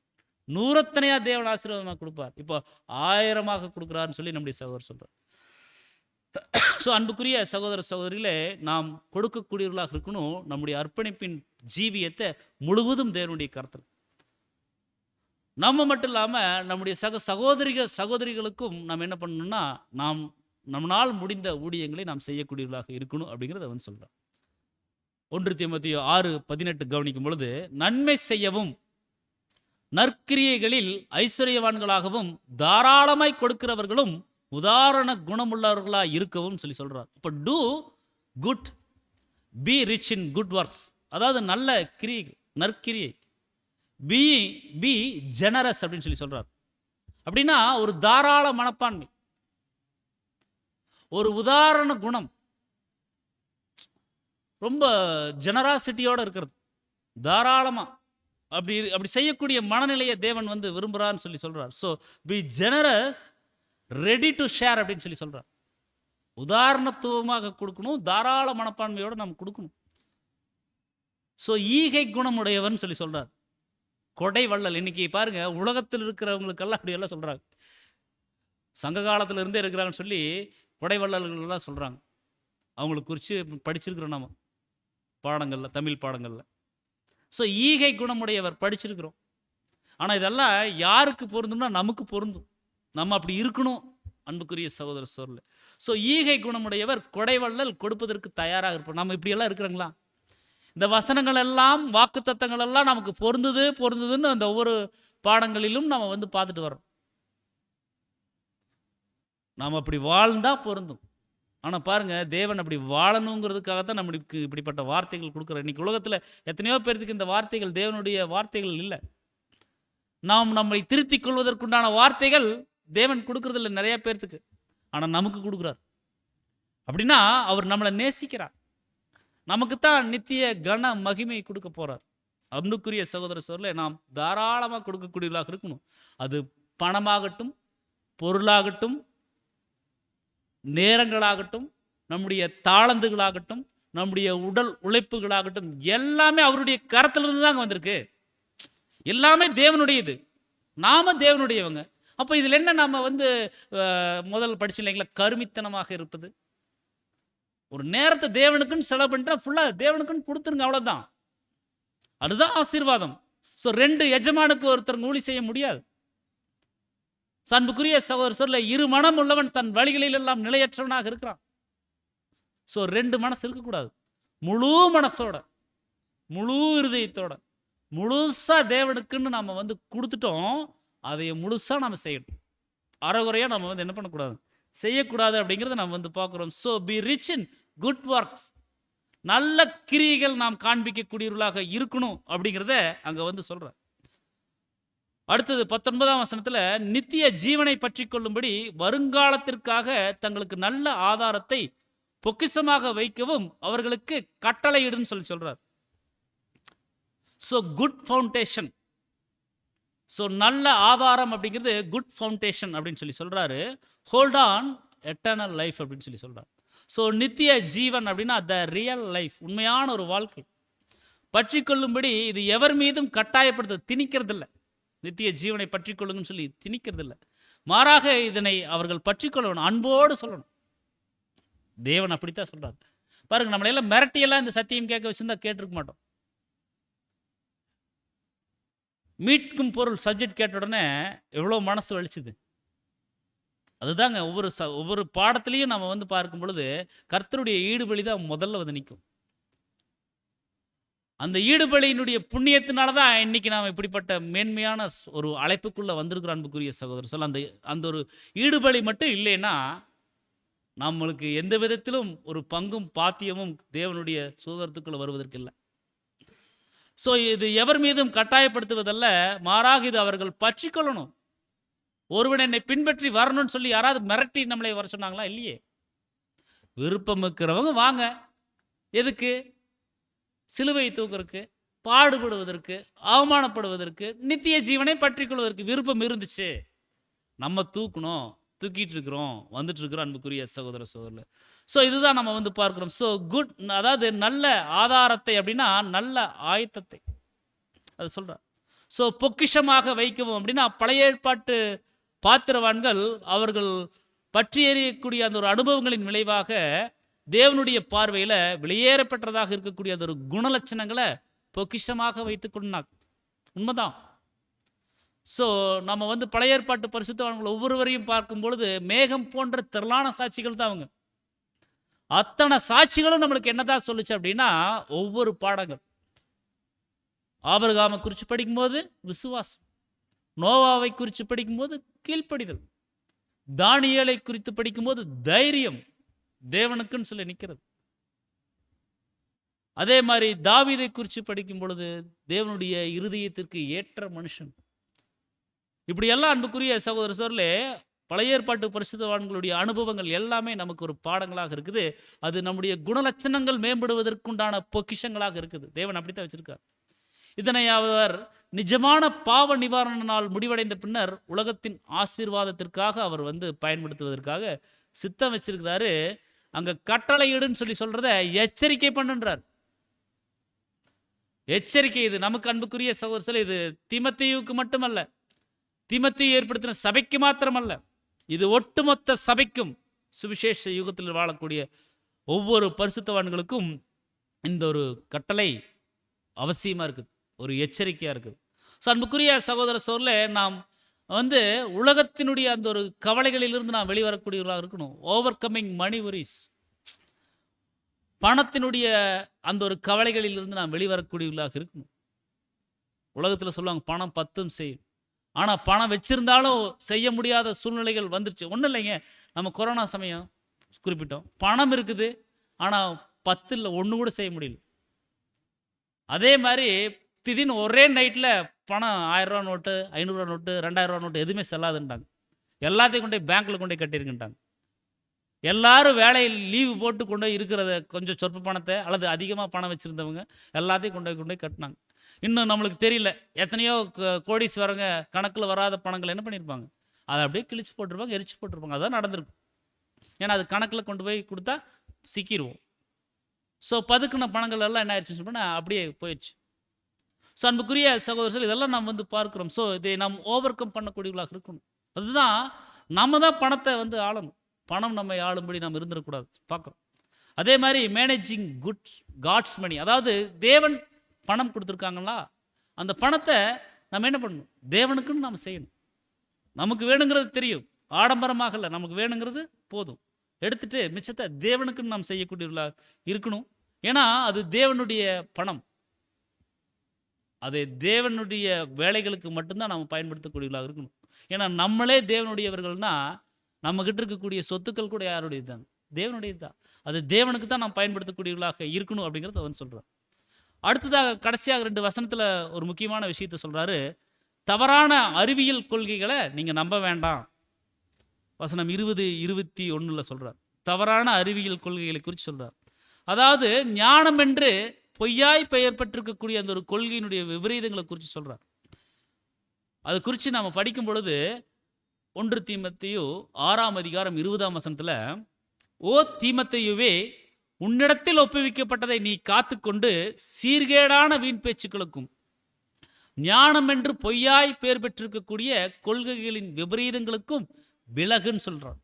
ஸோ பொய்யாய் பேர் பெற்றிருக்கிற அப்படின்னா, ஏனென்றால் அது முழுமையான உண்மை சத்தியம் இல்லை. அதுதான் விஞ்ஞானம் மற்றும் ஞானக் கொள்கை அப்படின்னு சொல்லி சொல்ல முடியாதுன்னு சொல்லிட்டு, விஞ்ஞானம் ஞானக் கொள்கை அப்படின்னு அழைக்கப்படுவது மாறக்கூடிய ஒன்று. ஏன்னா சயின்ஸ் எல்லாமே மாறக்கூடிய ஒன்று. ஸோ அது போலி விஞ்ஞானம். சம்பந்தப்பட்ட அனைத்து உண்மை கூற்றுகளையும் கவனத்தில் எடுத்துக்கொள்ள தவறிய குறுகிய தன்மையால் விஞ்ஞானம் அறிவியல் முழுமையடையாத ஒன்றாக காணப்படுகிறது. அப்படின்னால் அந்த விஞ்ஞானம் அறிவியல் பொய்யாகலாம். அறிவியல் கூட பொய் தான். ஆரம்பத்தில் தேவன் என்ன பண்ணுறாருன்னு சொல்லி பார்த்தோம்னா, பூமியை என்ன பண்ணுறாருன்னா, அது அதனுடைய ஆதாரத்தின் மேல் நிறுத்திக்கிறார். அதெல்லாம் பொய்ன்னு சொன்னாங்க. ஆனால் காலப்போக்கில் அறிவியல் அறிஞர்கள் என்ன சொல்கிறாங்கன்னா, வேதத்தில் இருக்கிறது உண்மைதான் சொல்லி சொல்கிறாங்க. யோபினுடைய விஷயங்கள், அருமீன் நட்சத்திரம் அதெல்லாம் சொல்கிறார். அப்போது இன்னைக்கு டெலஸ்கோப் வச்சு அங்கே விண்வெளியில் ஒரு ஒரு கூடாரத்தை ஏற்படுத்தி அங்கெல்லாம் ஆராய்ச்சிகள் செஞ்சு ஒவ்வொரு நட்சத்திரத்திற்கும் பேர் சொல்கிறாங்க. அந்த விஞ்ஞானிகள் அங்கே உட்கார்ந்து அவங்க ஆராய்ச்சி பண்ணுறாங்க. ஆனால் பைபிளில் சொல்லியிருக்காங்க, அருமீன் நட்சத்திரம், சுகீர்த சம்பத்து, இதெல்லாம் நம்முடைய பரிசுத்த வேதாகமத்திலேயே சொல்லப்பட்டிருக்கு. யோபு புஸ்தகத்தை எடுத்து படிச்சிருந்தா எல்லா நட்சத்திரத்துக்கு பேரை இங்கே அவங்களுடைய கான்ஃபரன்ஸ் ஹால் உட்கார்ந்தே வச்சிருக்கலாம். இவங்களுக்கு பல கோடி செலவு பண்ணி நாசாவில் கூடாரம் அமைச்சு அவங்க சொல்கிறாங்க ஒவ்வொரு பேராக. அவங்க ஒவ்வொரு பேராக சொல்ல ஒவ்வொரு வேதமானவர்களும் ஆமாங்க யோபில் இருக்குங்கன்னு சொல்லி சொல்கிறாங்க. அப்போ அன்புக்குரிய சகோதர சோரில் பாருங்கள், அறிவியல் கூட பொய்யாகலாம். உண்மைதான், அது பொய் தான் ஆயிட்டு இருக்கு. அல்லது அதன் உண்மை கூற்றுகளை ஒன்றுக்கொன்று இசைவாக்க இயலாமல் அவற்றை முன்னுக்கு பின் முரணாக முன்வைக்கும் காரணத்தினால அது வெறுமனே ஒரு முரண்பாடான தொகுப்பாக இருக்கிறபடினால அறிவியல் விஞ்ஞானம் பொய்யாகலாம். ஸோ காரண காரியத்தினுடைய அடிப்படையில் அல்லது கணிதம் மூலமாக நிரூபிக்க முடிகிற விஷயங்கள் மாத்திரம் ஏற்றுக்கொள்ளப்படும். அது தத்துவ கொள்கை, அதுவும் பொய் தான். பரிணாம வளர்ச்சி கொள்கை, டார்வினுடைய கொள்கை, அதுவும் பொய் தான். ஸோ தகுதியானவை பிழைத்து வாழும் அப்படிங்கிற ஸ்பென்சாரிய கொள்கை அப்படின்னு சொல்லி ஒரு கொள்கை சொல்கிறாங்க. ஸோ இதெல்லாம் பொய்யாய் பெயர் பெற்றிருக்கிற ஞான கொள்கை மட்டும். ஸோ தேவனுடைய வார்த்தை அது இழிவுபடுத்துது. ஸோ உண்மையானது தேவனுடைய கொள்கை என்ன அப்படின்னு சொன்னால் அவருடைய பரிசுத்த வேதாகமத்தில் கொடுத்துருக்காங்க. ஸோ அது எல்லாமே பொய் தான். அது மட்டும் இல்லாமல் அதாவது ஸ்பிரிட்டிசம் அது கூட அங்கே சொல்கிறாங்க. அதாவது பிரம்ம ஞானம், புதிய சிந்தனை, இதெல்லாமே பொய் தான் சொல்லி சொல்கிறார். ஸோ கிறிஸ்தவ விஞ்ஞானம் தேவன் என்று ஒருவர் இருக்கிறார் என்பதை மறுக்கிறது, மனிதனை தெய்வமாக்குது, கிறிஸ்து இயேசுவின் மகிமையை குறைத்து காண்பித்து வெறுமனே ஒரு நல்ல மனிதராக அவரை வகைப்படுத்துதுன்னு சொல்லி சொல்கிறார். ஸோ மனுக்குல வீழ்ச்சி பற்றிய பதிவினை புராணம் என்று தாழ்த்துகிறது. முழுக்க கிரியைகளால் ரட்சிப்பு கிடைக்கும் அப்படின்னு சொல்லி கற்பிக்குது. கிரியை முக்கியம், அதே சமயம் மகா பரிசுத்தமான அந்த ஒரு விசுவாசம் ரொம்ப முக்கியம். ஸோ மேலும் மரணம் ஒரு மாயை அப்படின்னு சொல்லி சொல்லுது. அதனால தான் இன்றைக்கி வெவ்வேறு பிரிவுகளில் சகோதரர் சொல்லும் பொழுது 600 வெவ்வேறு விசுவாச அறிக்கைகள், 600 சபை பிரிவுகள் இருப்பதாக அங்கே சொல்கிறார். ஸோ ஞான கொள்கையை குறித்து சொல்கிறார். மனித கோட்பாடுகளும் தத்துவங்களும் பொதுவான விதத்தில் இந்த வார்த்தைக்கு அறிவு அல்லது ஞானம் அப்படிங்கிற பொருள் இருக்குதுன்னு சொல்லி சொல்கிறார். ஸோ தீமோத்தேயுவினுடைய நாட்களில் காணப்படக்கூடிய அந்த ஒரு கிரேக்க தத்துவங்களை குறித்து சொல்கிறார். இது ஒரு கிறிஸ்துவை ஒரு போதகராக ஏற்றுக்கொண்டது. ஆனால் அவர் மனிதனாக பிறப்பதற்கு முன்பாகவே தேவனுடைய குமாரனாக இருந்ததையும் பின்னர் மனுக்குல மீட்பராக மாறினதையும் அங்கீகரிக்கிறது இல்லைன்னு சொல்லி சொல்கிறார். இதெல்லாம் ஞான கொள்கை. சகல கற்பனையான யூகங்களுக்கும் தத்துவங்களுக்கும் மதிப்பளிக்கவும் கூடாது, அவற்றை ஊக்கப்படுத்தவும் கூடாது. ஒரு ஊகத்தை விஞ்ஞான உண்மையாக முன்வைக்கக்கூடாது. அதான் நம்ம பார்க்குறோம், ஒரு யூகத்தின் அடிப்படையில் பேசுறது சத்தியம் இல்லை, அது ஞான கொள்கையும் அல்ல. சத்தியத்தை சத்தியத்தின் அடிப்படையில் பேசணும் அப்படிங்கிறது நம்ம பார்க்குறோம். ஸோ ஒன்றுக்கொன்று முரண்படாத வகையில் ஒரே தேவன் தான் உலகம் மற்றும் வார்த்தை என ரெண்டையும் உண்டாக்கினார். தெய்வீக வார்த்தையை நெருங்கி ஆராயும் மாணவர்கள் தப்பறையை விரைவாக கண்டுபிடித்து விடுவார்கள். வேத மாணவர்கள் அது சத்தியம் போன்ற வேஷத்திற்கு பின்னால் பதுங்கி இருந்தாலும் கோதுமை களை, கோதுமை பதர். ஸோ சத்தியம் போன்ற வேஷத்திற்கு பின்னால் பதுங்கி இருந்தாலும் சரி, அதனை வேத மாணவர்கள் கண்டுபிடித்து விடுவார்கள் சொல்லி சொல்கிறார். ஸோ உண்மையான விஞ்ஞானம் ஒருபோதும் வேதாகமத்துடன் முரண்படுவதில்லை. வேதாகமத்தை உறுதி செய்வதற்கே உண்மையான விஞ்ஞானம் அதனை தொடுமே ஒழிய மற்றபடி அல்ல. வேதத்தில் இருக்கிறது தாங்க விஞ்ஞானம். அதுதான் அங்கே சகோதரர் சொல்கிறார். ஸோ விசுவாசத்திற்கான ஆபத்து உண்மையான விஞ்ஞானத்திலிருந்து அது வருவதில்லை. மாறாக விஞ்ஞானம் என்ற பெயருக்கே தகுதியில்லாத, அடிப்படையற்ற மற்றும் கேடு விளைவிக்கிற ஆன்மீக ஞான கொள்கையிலிருந்து தான் அது வருதுன்னு சொல்லி சொல்கிறார். நிறைய ஞான கொள்கைகளை பற்றி சொல்கிறார். அந்த காலங்களில் இப்படிப்பட்ட நிறைய ஞான கொள்கைகள், அறிவியல் பெருக்கங்கள் எல்லாம் வந்துருச்சுன்னு சொல்லி ஒவ்வொரு விஞ்ஞானிகளும் தேடுறாங்க. வேதத்தை அது அபத்தமாக்கணுங்கிறது அவருடைய எண்ணம். அதான் நிறைய தத்துவ ஞானிகளெல்லாம் வந்தாங்க. பிளாட்டோ, அரிஸ்டாட்டில், இந்த மாதிரி நிறைய பேர்கள்லாம் வந்தாங்க. தத்துவங்களையும் சரித்திரங்களையும் அவங்க சொன்னாங்க. ஆனால் அதெல்லாம் வேதத்திற்கு இசைவாக அது ஒத்துப்போகல. எல்லாத்தையும் பொய் அப்படின்னு சொல்லி வேதம் காலங்கள் கடந்து இன்றைய தினம் வரைக்கும் இந்த வேதம் என்ன ஆகுதுன்னா நிலைச்சிருக்குது. ஏன்னா இது தேவனுடைய வார்த்தை. தேவன் சிருஷ்டித்த ஒவ்வொரு விஷயங்களும் பரிசுத்த வேதாகமத்தில் பதிவு செய்யப்பட்டிருக்குது அப்படிங்கிறத நம்ம பார்க்கிறோம். ஸோ வேதத்தினுடைய பல பகுதிகளை தவறுன்னு சொல்லி அவங்க நிரூபிக்கிறாங்க. ஆனால் வேதம் தான் உண்மைன்னு சொல்லி இன்னைக்கு இன்றைய தினத்தில் அந்நாட்களில் அப்படி எல்லாம் அவங்க நிரூபிக்க பார்த்தாங்க. நாட்கள் செல்ல செல்ல என்ன ஆகுதுன்னு சொல்லி பார்த்தோம்னா வேதத்தில் இருக்கிறது தான் உண்மை அப்படின்னு சொல்லி இன்னைக்கு ஒவ்வொருவரும் அதை ஏற்றுக்கொள்கிறாங்கன்னு சொல்லி நம்ம பார்க்கணும். அதை சொல்லிட்டு கடைசி வசனத்தை சொல்கிறார். 1 தீமோத்தேயு 6:21 சிலர் அதை பாராட்டி விசுவாசத்தை விட்டு வழுவி போனார்கள். ஞான கொள்கை, தத்துவ கொள்கை, ஸ்பிரிட்டிசம், இதெல்லாத்தையும் பிரம்ம ஞானம் இதெல்லாத்தையும் உண்மைன்னு சொல்லி நம்பி, சூப்பராக இருக்குங்க சயின்ஸ் அப்படின்னு சொல்லி நம்பி விசுவாசத்தை விட்டு வழுவி போயிட்டாங்க. கிருபையானது உங்கள் அனைவரோடும் இருப்பதாகன்னு சொல்லி ஒரு பிளஸ்ஸிங்காக சொல்கிறார். அவங்கெல்லாம் வழுவி போயிட்டாங்க. அப்படி நீங்கள் போயிடாதீங்க. புதுசாக சிந்தனைகள், புதிய சிந்தனை, புதிய மாற்றங்கள் இதெல்லாம் நான் கண்டுபிடிக்கிறேன், எனக்கு புதுசாக உதிக்குது, இந்த மாதிரி விஷயங்களெல்லாம் வேண்டாம். அதெல்லாம் தப்பறைக்கு வழி நடத்திடும், விசுவாசத்தை விட்டு வழுவி போக வச்சிரும் அப்படின்னு சொல்லி சொல்கிறார். ஸோ நீங்கள் உங்களை கார்டிங் யுவர் ஃபெய்த், நீங்கள் உங்களுடைய விசுவாசத்தை ரொம்ப கவனமாக நீங்கள் காத்துக்கொள்ளுங்க. இன்னைக்கு மன்னா கூட அப்படி தான் வந்துச்சு. ஜீவ ஊற்று இருதயத்திலிருந்து புறப்படணும். அதை நாம் காவல் செய்யக்கூடியவர்களாக இருக்கணும் நம்முடைய இருதயத்தை. அன்புக்குரிய சகோதரர் சொல்ல விசுவாசத்தை நாம் வர்த்திக்க பண்ண தேவன்கிட்ட கேட்கணும். ஸோ அன்புக்குரிய சகோதர சகோதரிகளே, இதுதான் நம்ம பார்க்கக்கூடிய ஒரு முறையாக இருக்குது.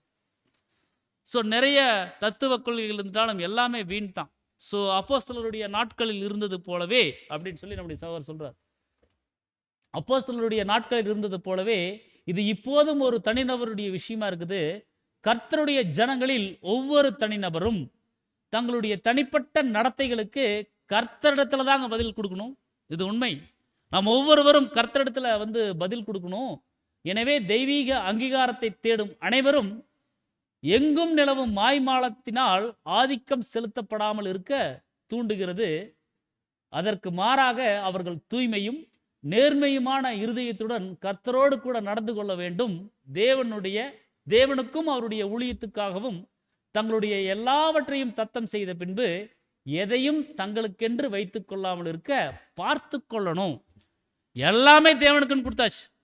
அப்புறம் அனனியா சப்பீரால் மாதிரி கொஞ்சம் வந்துச்சு வைக்கக்கூடாது. அப்போ நம்மிடத்திலும் அனனியாவும் சப்பீராவும் உண்டு.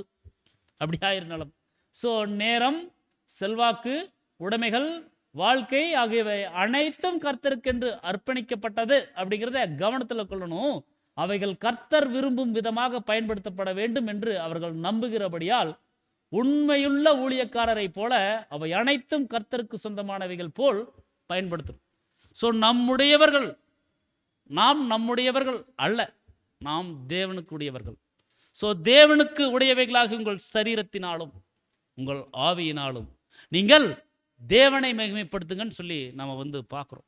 ஸோ அன்புக்குரிய சகோதர சோர்லே, நாம் தேவனை மகிமைப்படுத்துவதற்காகத்தான் வந்திருக்கிறோம். ஸோ நமக்குன்னு சொல்லி நாம் எதையும் என்ன பண்ணிடக்கூடாதுன்னா வஞ்சித்து இச்சித்து நம்ம வைத்திடக்கூடாது அப்படிங்கிறத நம்ம பார்க்குறோம். ஸோ அது தேவனுக்குன்னு கொடுத்துட்டு நம்ம எடுத்துட்டோம் அப்படின்னா அது திருட்டு மாதிரி தான். அது நாம் செய்யக்கூடாது. அன்புக்குரிய சகோதர சோர்லே, தேவனுக்கு செய்வதற்கு நம்மளுக்கு ஒரு வாய்ப்பு, அதை நாம் தேவனுக்கு பிரியமானபடி செய்து முடிக்கணும் அப்படிங்கிறத நம்ம வந்து பார்க்கணும். இதுதான் அன்புக்குரிய சகோதர சோர்ல இந்த ஒரு 1 தீமோத்தேயு நிருபத்தில் நாம் கடந்த ஒவ்வொரு வாரங்களிலும் நாம் பார்த்த பகுதியினுடைய நிறைவாக இருக்குது. ஸோ இன்றைய தினத்தில் தேவனுடைய பெரிதான கிருபையில் நாம் இந்த 1 தீமோத்தேயு நிருபத்தை பார்த்து நாம் நிறைவு செஞ்சுருக்கிறோம்.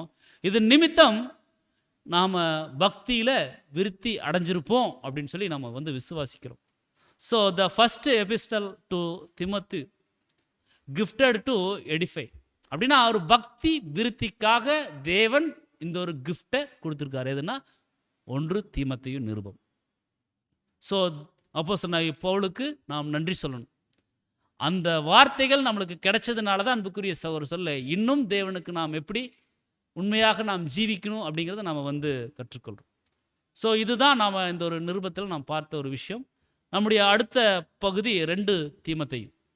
தேவன் அனுமதிக்கும் பட்சத்தில் 2 தீமோத்தேயு நிருபத்தை தொடர்ந்து நாம் வரக்கூடிய நாட்களில் தியானிக்கலாம். தேவன் தாமே இந்த காரியங்களை நமக்கு ஆசீர்வாதமாக்கி தருவாராக. பொறுமையோடு கேட்ட நம் அனைவரையும் தேவன் ஆசீர்வதித்து வழிநடத்துவாராக. ஆமென்.